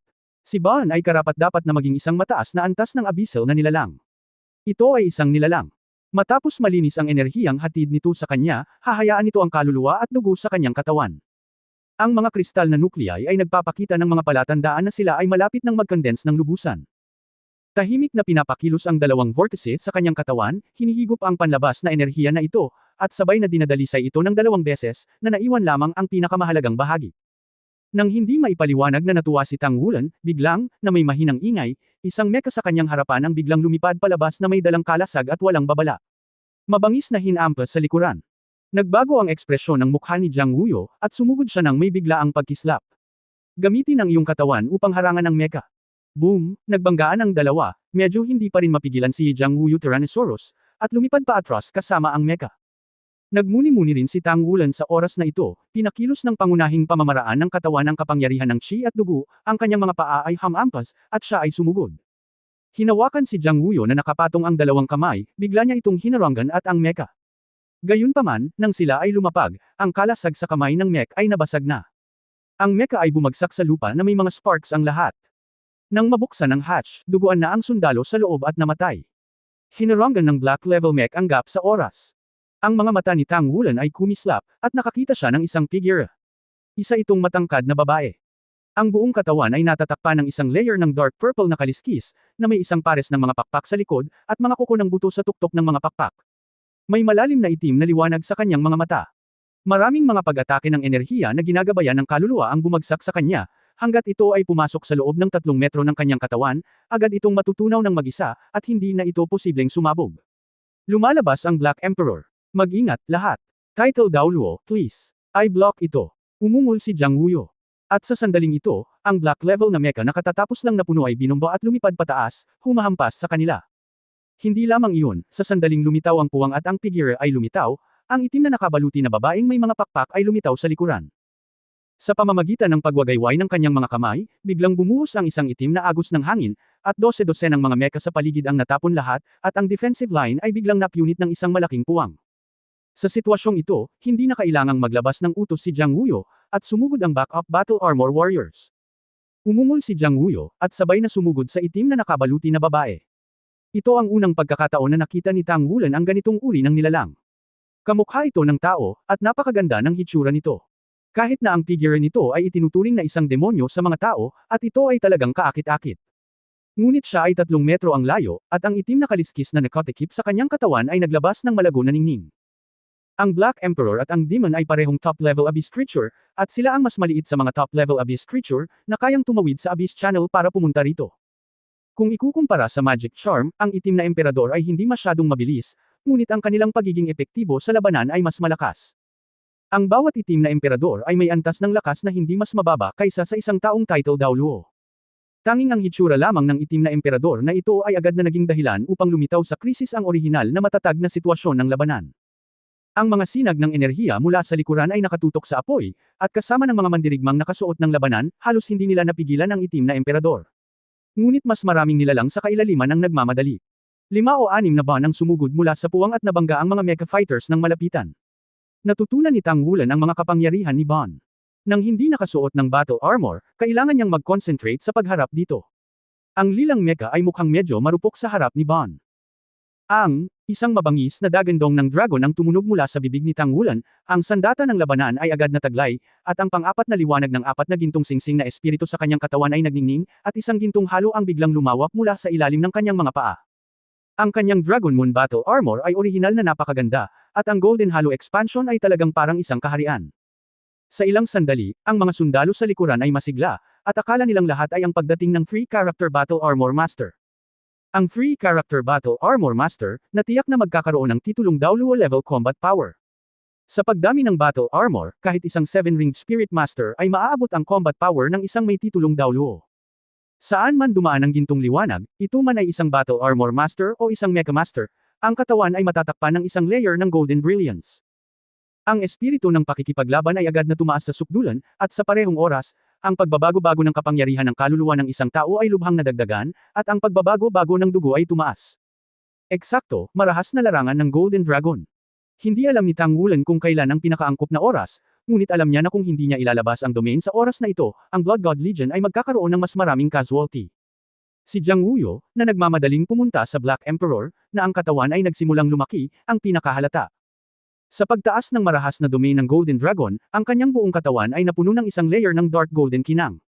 Biglang lumakas ang hininga ng buong tao. Isang bibig, isang malakas na liwanag ang lumabas sa kanyang bibig, at dumiretso sa pag-atake ng Black Emperor. Ang Black Emperor ay malamig na tumingin sa kanya, iwinagayway ang kanyang kanang kamay, isang pabilog na Black Energy Shield ang hamarang sa kanyang hininga, ngunit ang malakas na impact ay nagpatigil pa rin sa kanyang katawan. Dose-dosenang mga sinag ang lumipad mula sa likuran, paulit-ulit na yumanig sa kanya. Ngunit ang kanyang tungkulin ay hindi upang saktan ang kaaway, ngunit upang mapaglabanan ang pressure, palakihin ang agwat, at hayaan ang mas maraming abyssal na nilalang na sumugod. Sa kabutihang palad, mayroong Armor Master bilang isang backup, kung hindi, ang linya ng depensa ay masira sa oras na ito. Sa sandaling ito, biglang lumiwanag ang isang gintong figura, na naabutan si Jiang Wuyo mula sa likuran. Ang mabangis na dagandong ng dragon ay umalangaw sa buong madla. Dahil sa pasulong na paggalaw, ang 50-meter diameter na Golden Dragon ng marahas na domain ng Tang Wulan ay maaaring sumaklaw sa mas maraming tao. Mas maraming Mecha Division at Battle Armor Division ang tumanggap ng pagtaas sa marahas na larangan ng Golden Dragon, at ang kanilang lakas sa pakikipaglaban ay lumundag, at ang Bon at iba pang abyssal na nilalang na sumugod ay agad na pinigilan pabalik. Ang mga pakpak ni Tang Wulan ay pumutok ng malakas sa likuran niya. Bumagsak mula sa langit, naging isang gintong liwanag, dumiretso sa itim na emperador. Bahagyang kumunat ang noo ng Black Emperor, na parabang medyo hindi siya komportable sa domain ni Tang Wulan. Gumawa ng kamao gamit ang iyong kanang kamay, lumiit pabalik, at pagkatapos ay pumutok. Naramdaman na lamang ni Tang Wulan na isang malaking itim na puyo ng tubig ang biglang lumitaw sa kanyang harapan, at ang puyo ng tubig na ito ay nilalamon ang kanyang kapangyarihan ng baliw. Ito ay nagpatigil sa kanya, at pagkatapos, isang desperadong aura ng pagkawasak ang sumugod, na may mga pabago-bagong enerhiya ng spiral, na dumadaloy sa kanyang katawan. Nagpakawala si Tang Wulan ng isang mabangis na dragon na umungol, isang malaking ulo ng dragon ang lumitaw sa kanyang harapan, at ang gintong dragon ay umungal. Ang desperadong desperasyon na enerhiya ay tumigil saglit, at napailing ng malakas ng dagandong ng gintong dragon. Pagkatapos, ang dagandong ng gintong dragon ay naging gintong dragon at umakyat sa langit, at nabangga ito. Boom! Ang enerhiya ng takot ay umaagos, at ang katawan ni Tang Wulan ay itinapon sa hangin. Ngunit ang Black Emperor sa lupa ay hindi rin komportable. Siyempre, hindi maabot ng sariling cultivation ni Tang Wulan ang antas ng title Daoluo, ngunit ang kanyang lakas ay nadagdagan ng husto. Bilang karagdagan, mayroong maraming pangmatagalang pag-atake sa ibaba na tumatama sa Black Emperor. Talagang napaatras siya ng ilang metro sa suntok ni Tang Wulan. Agad na sumugod si Jiang Wuyo, at sa ilalim ng impluensya ng marahas na sakop ng Golden Dragon, ang dalawang karakter na battle armor ay tumaas, at ang kanyang cultivation ay umabot sa antas ng kontra. Ang brutal na banggaan, na nakabangga sa itim na emperador, pinilit niyang ilabas ang itim na emperador, tinamaan ito pabalik sa puwang. Ikinapak ni Tang Wulan ang kanyang mga pakpak upang lutisin ang salpok. Half-turned ang kanyang katawan, ang espiritu ng kanyang buong katawan at kapangyarihan ng dugo ay tumalsik patungo sa gintong sibat ng dragon sa kanyang kamay, at nakita ang gintong sibat ng dragon na biglang lumiwanag sa kanyang kamay, ang nakakasilaw na liwanag, na parabang sinipsip nito ang lahat ng liwanag sa yungib na ito. Sa oras na ito, walang pag-aalinlangan si Tang Wulan. Sa pagtaas ng marahas na larangan ng Golden Dragon, ang kanyang sariling dugo puyo ng tubig ay crazily rotated sa limitasyon. Bahagyang nanginig ang mga dulo ng magkabilang gilid ng Golden Dragon Spear dahil sa malaking halaga ng enerhiyang Naturok. NS. Iyon ay isang labis na nakakatakot na pagbabago-bago ng enerhiya, at ang kapangyarihan ng kaluluwa at chi at dugo ay ganap na Naturok. Maging ang mga sundalo sa kanilang panig ay nagpakita ng pagtataka nang tumingin sila kay Tang Wulan. Makakuha ng momentum. Ang pagtaas ng battle armor, ang pagtaas ng marahas na larangan ng Golden Dragon, at ang pagsasama ng malakas na hangarin sa pagpatay.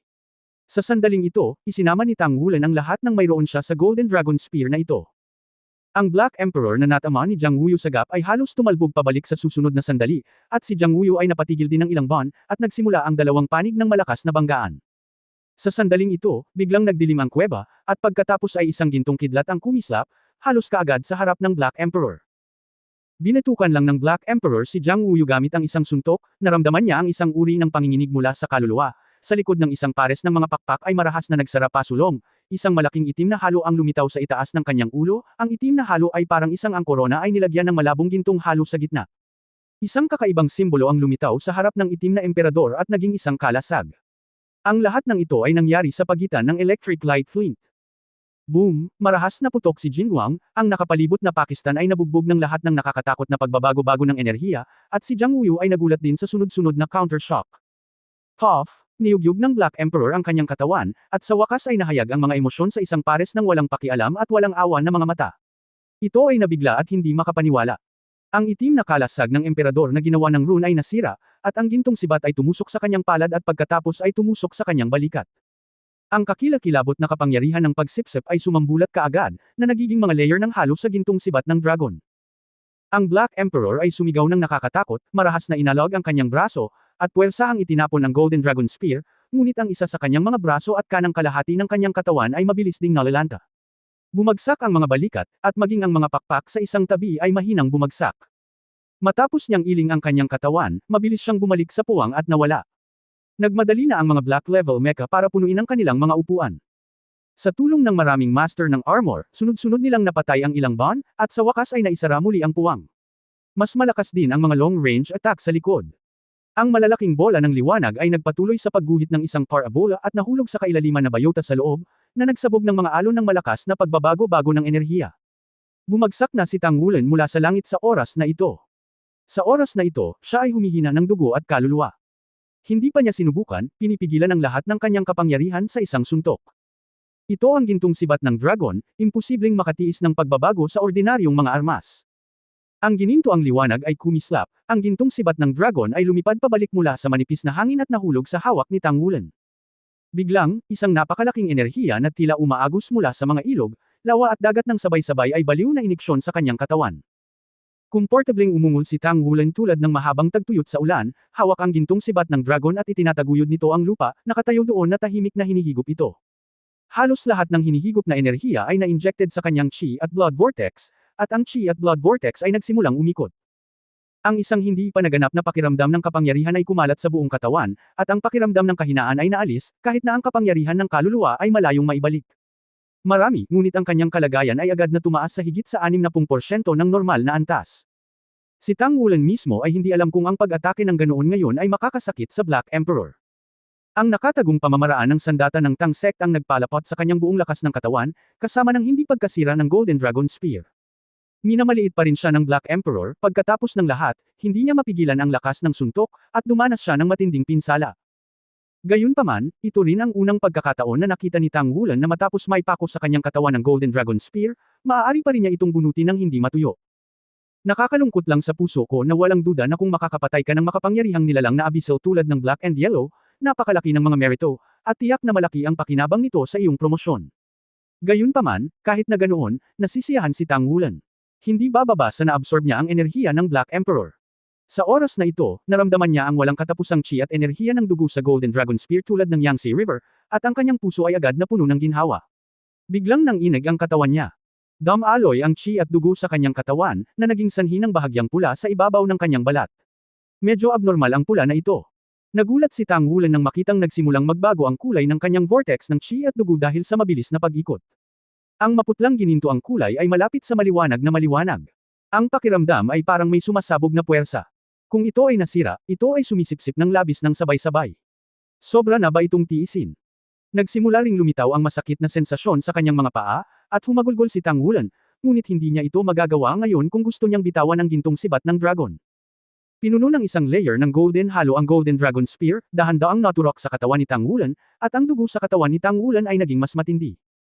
Gayunpaman, nakasuot na siya ngayon ng Dragon Moon Battle Armor na may mask na nakatikip sa kanyang mukha, at walang sinuman ang makakakita sa kanyang kasalanan. Bago niya itaboy ang Black Emperor ng isang suntok, at malubhang nasugatan, nabaling na ng audience ang atensyon ng audience. Gayunpaman, pagkatapos ng gayong suntok, malinaw na normal na magpahinga sa lugar. Sa makatuwid, walang nag-iisip na ngayon siya ay talagang magkakaroon ng mga pisikal na problema. Sira. Lihim na ngumiti si Tang Wulan sa kanyang puso, hindi inaasahan na ang enerhiya ng Black Emperor ay magiging napakalaki. Ang enerhiya na na-convert ng Golden Dragon Spear ay na-filter, at pagkatapos ng pag-filter, ang bahagi ng enerhiya ng Black Emperor na hinihigop ay tila walang katapusan.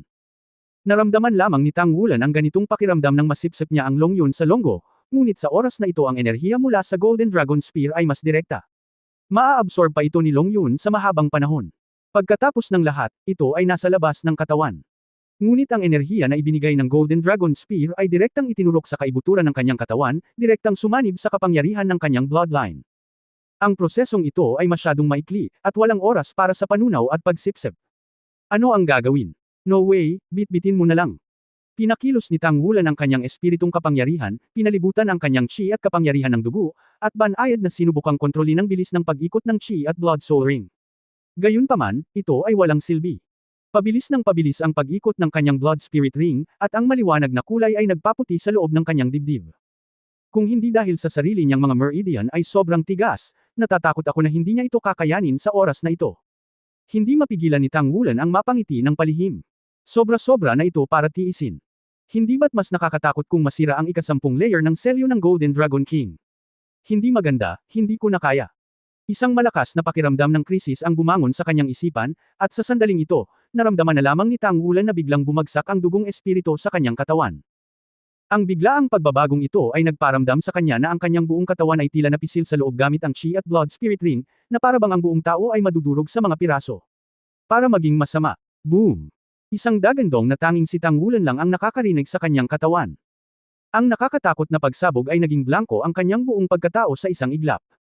Ang liwanag ay kumikinang sa battle armor, at kung hindi ito naharang ng battle armor, makikita mo na sa sandaling iyon, si Tang Wulan ay sumabog sa isang hindi pa nagagawang malaking aura. Ang mga hiningang ito at ang isang layer ng ambon ng dugo ay sabay na lumabas sa kanyang katawan. Ang ambon ng dugo ay hindi pula, ngunit maputlang ginto. Nawala ng malay si Tang Wulan sa isang iglap.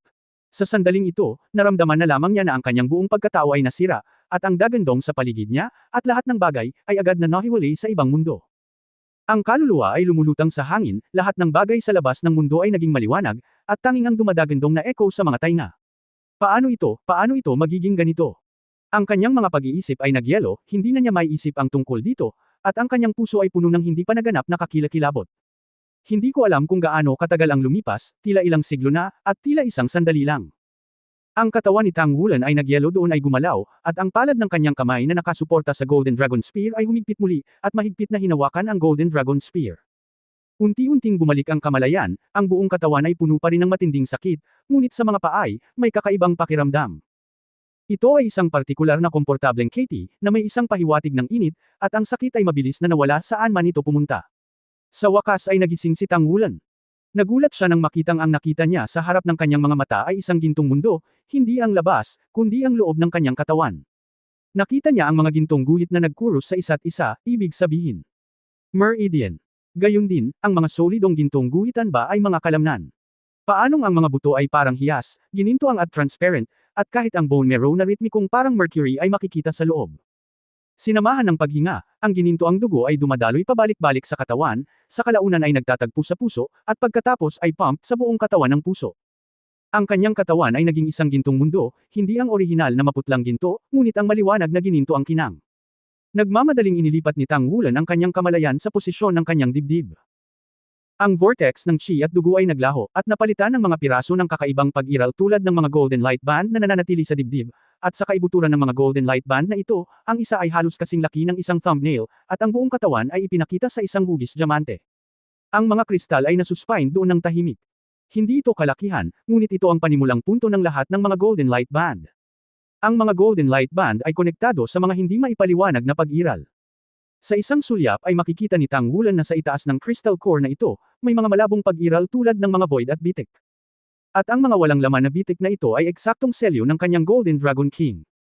Ito ang unang pagkakataon na malinaw niyang nakita ang totoong lokasyon ng selyo ng Golden Dragon King. Tila na hanggat ang lahat ng mga light band ay tumama sa selyo, maaari niyang subukang basagin ito. Crystal Nucleus. Hindi kaya ito ang ubod ng dugo na katulad ng ubod ng kaluluwa? Ito ba ay resulta ng condensed power ng sariling dugo? Hindi makapaniwala si Tang Wulan. Sa katunayan, kahit na siya mismo ay hindi sigurado noon, kung ang kanyang chi at blood vortex ay tuluyang mag-condense at mabubuo na parang isang soul core. Napatunayan ng mga katotohanan na tila may di nakikitang batas sa mundong ito, at ang kapangyarihan ng kanyang dugo ay matagumpay na napawi. Ang lahat ng sakit ay hindi mahalaga sa sandaling ito. Ang pagbuo ng core na ito ay nagpataas sa pisikal na estado ni Tang Wulan sa isang bagong antas. Ang kapangyarihan ng chi at dugo ay gustong mag-condense sa isang solidong katawan, na nagiging isang soul core-like na pag-iral, na mas mahirap kaysa sa paglinang ng soul power. Ipinagpatuloy din ni Tang Wulan na mapabuti ang kanyang sarili sa pamamagitan ng pagkakataon at nagkataon, kasabay ng pagtaas ng kapangyarihan ng bloodline ng Golden Dragon King, ito ay unti-unting nagkaroon ng ganoong pundasyon. Ang pagsasaayos ng Kirong Tangtianju ay maaaring mapabuti ang katawan.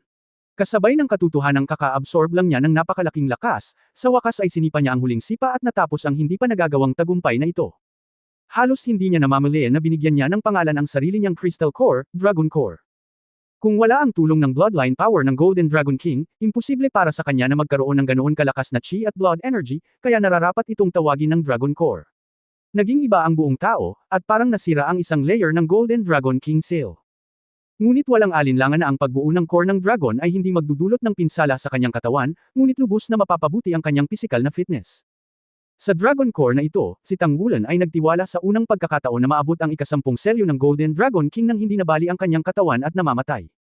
Ito ay talagang isang hindi pa nagagawang mahusay na bagay, at binigyan siya ng Dragon Core ng maraming oras upang taglayin ang selyo ng Golden Dragon King sa hinaharap. Kasabay nito, kasama ang core ng dragon na ito, ang kanyang pisikal na fitness sa wakas ay lumagpas sa mga limitasyon ng mga tao at umunlad patungo sa ibang antas. Ang tinatawag na limitasyon ng tao ay ang pinakamalakas na pisikal na estado na maaaring makamit ng extreme Daoluo. Walang duda na naabot ni Tang Wulan ang antas na ito mula sa loob ng kanyang katawan. Malaki ang benepisyong hatid nito. Una sa lahat, ang tibay ng kanyang katawan ay lubos na napahusay, at ang kanyang atake, depensa, at lakas ay lubos na napabuti. Pangalawa, at higit sa lahat, sa proseso ng pag-upgrade ng kanyang espiritong kapangyarihan sa hinaharap, hindi na kailangang mag-alala na ang kanyang katawan ay hindi makatiis sa epekto ng kapangyarihan ng espiritu. Sa kanyang kasalukuyang pisikal na kalidad, kahit na agad niyang taglayin ang espiritong kapangyarihan ng antas ng Super Daoluo, walang magiging problema sa bagay na ito. Sa hinaharap, ang bilis ng paglilinang ay magiging mas mabilis, at lahat ng mga bottleneck ay hindi matatawag na problema sa harap niya.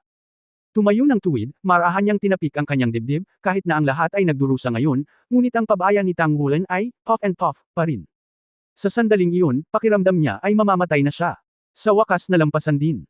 Kumikislap ang mahinang liwanag, at nagpakita si Tang Wulan ng maluwag na ekspresyon sa kanyang mukha. Pinindot niya ang gilid ng kanyang helmet at nahulog ang maskara, na nagpapahintulot sa kanya na makalanghap ng mas maraming hangin. Sa pagkakataong ito, muling pumanig sa aking pandinig ang nakakabinging dagandong. Ang labanan laban sa tides ng kalaliman ay nagpapatuloy. Bahagyang inunat ni Tang Wulan ang kanyang katawan, at ang isang hindi pa nagagawang pakiramdam ng kapangyarihan ay biglang kumalat sa bawat sulok ng kanyang katawan, na naging dahilan upang siya ay muling umungol. Ang gulugod sa likod nito ay parang dragon na nagising, na may sunod-sunod na mga ingay na kaluskos. Sa oras na ito, hinaranggan ni Jiang Wuyu ang puwang, at sinundan ito ng iba pang mga sundalo upang harangan ito. Umatras na siya, at nang umatras siya sa gilid ni Tang Wulan, hindi niya napigil ang sampelan siya sa balikat. Magandang trabaho, salamat sa iyo ngayon lang. Ngunit bakit tumagal ang iyong domain sa napakaikling panahon? Sa sandaling nagkaroon ng pisikal na problema si Tang Wulan, natural na nawala ang Golden Dragon Rage domain. Ngunit sa wakas ay hayaan ang lahat na gamitin ang maikling oras na iyon upang harangan ang nakatutuwang epekto ng mga nilalang sa kailaliman. Mapait na ngumiti si Tang Wulan, ngayon lang nagkaroon ng maliit na problema sa aking katawan, at ako ay pagod, kaya hindi ko ito mapanatili. Ang ganda ng kuha kanina. Hindi ko ini-expect na matatamaan mo kahit ang Black Emperor ng husto, pero sayang hindi mo siya napigilan. Kung hindi, maganda ang ginawa mo. Sinabi ni Tang Wulan na may matagal na takot, ang Black Emperor ay masyadong nakakatakot, pakiramdam nito ay mas malakas pa kaysa sa demon. Oo. Tumango si Jiang Wuyo, iba ito, hindi lang ang Black Emperor ang pinakamalakas sa angka ng Black Emperor. Ang pinaka-nakakatakot na bagay tungkol dito ay nasa potential growth nito. Sa mga Abyss King, may bloodline ng itim. Emperor. At ito ang pinakamalakas na linya. Noong ang Emperor na nilalang sa kailaliman ay ang Emperor ang unang nakabalik na linya ng Emperor. Ngayon ay hindi pa ganap na nagbabago sa anyo ng tao ang tunay na nakakatakot na Black Emperor, mula sa labas, hindi sila naiiba sa ating mga tao sa pamamagitan ng iba't ibang paraan sa mga unang taon, nagdala sila ng ilang malalaking sakuna sa ating Blood God Legion. Sa lahat ng abyssal na nilalang na maaaring pumasok sa ating tabi sa pamamagitan ng makitid na abyss na channel na ito, ang Black Emperor ang pinakamalakas. Bagamat ang Demon Line ay maaari ding maging hari, ang kanilang linya ay palaging tumutulong sa Black Emperor Line. Ito ang pinakamakapangyarihang kaalyado ng Black Emperor, ngunit ito ay isang vassal ally. Ang Black Emperor ay lilito din sa pagkakataong ito, at ako ay isang magic na lilito sa pagkakataong ito, at ako ay isang mahika. Maging mahirap. Bago ang mga salita ni Jiang Wuyo, isang figure ang lumipad mula sa likuran. Ang kanyang buong katawan ay natatakpan ng pilak na baluti, ang kanyang mga pakpak ay nakabuka, at isang pilak na halo ang kumikinang sa ilalim ng kanyang mga paa. Ito ang totoong battle armor field. 3-character battle armor. Sa wakas ay dumating ang malalakas na reinforcements. Dahil nakamaskara siya, hindi niya makita ang kanyang hitsura, ngunit kung tutuusin sa hiningang pinakawala ng taong ito, siguradong malakas siyang tao. Nakahinga ng maluwag si Tang Wulan. Sa isang ito na nakakagulat sa madla, kahit na dumating ang Black Emperor, mas madali itong harapin. Dahil pagod ka na, bumalik ka sa kampo at magpahinga. Hindi na kailangang lumahok ang iyong secret service sa frontal battlefield. Huwag kang mag-alala, bagamat nabigo kang patayin ng Black King, ang iyong mga nagawa ngayon ay record at haharangan. Ang gap, naitaboy ang Black Emperor at naiwasan ang pinsala natin. Sa ngalan ng mga kapatid ng unang batalyon, salamat. Sinabi ni Tang Wulan, Sir, ito ang dapat kong gawin. Okay na ang aking pisikal na kondisyon, hayaan mo rin akong sumama sa laban. Gusto kong pumunta sa harapan. Tumawa si Jiang Wuyo, good job. Simula ngayon, magiging kapatid na kita. Nang sabihin niya iyon, huminto siya at sinabi sa mahinang boses, ang saligan ay hindi mo ako dadalhin ng ulan at nyebe. Kung hindi, magkapatid tayo sa larangan ng digmaan, ngunit ang kalaban sa larangan ng digmaan. Hindi napigilan ni Tang Wulan ang sinabing walang magawa, may girlfriend talaga ako. Tumawa si Jiang Wuyo, iyon ang pinakamahusay. Dahil gusto mong magpatuloy, sabay na tayo. May isang Diyos ng dugo dito upang takutin, kaya hindi ko na kailangan ng labis na utos, pumunta ka. Sina Tang Wulan at Jiang Wuyo ay sabay na tumakbo pasulong. Habang tumatakbo, nagtanong si Tang Wulan, ano ang Diyos ng dugo? Sinabi ni Jiang Wuyo, ang aming Blood God Legion ay ang pinakamakapangyarihang departamento. Ang aming Legion ay pinangalanan din. Sa kasalukuyan ay mayroong 9 na dugong Diyos sa aming Legion. Lahat sila ay may pamagat na Daoluo level cultivation bases, 3-character battle armor masters.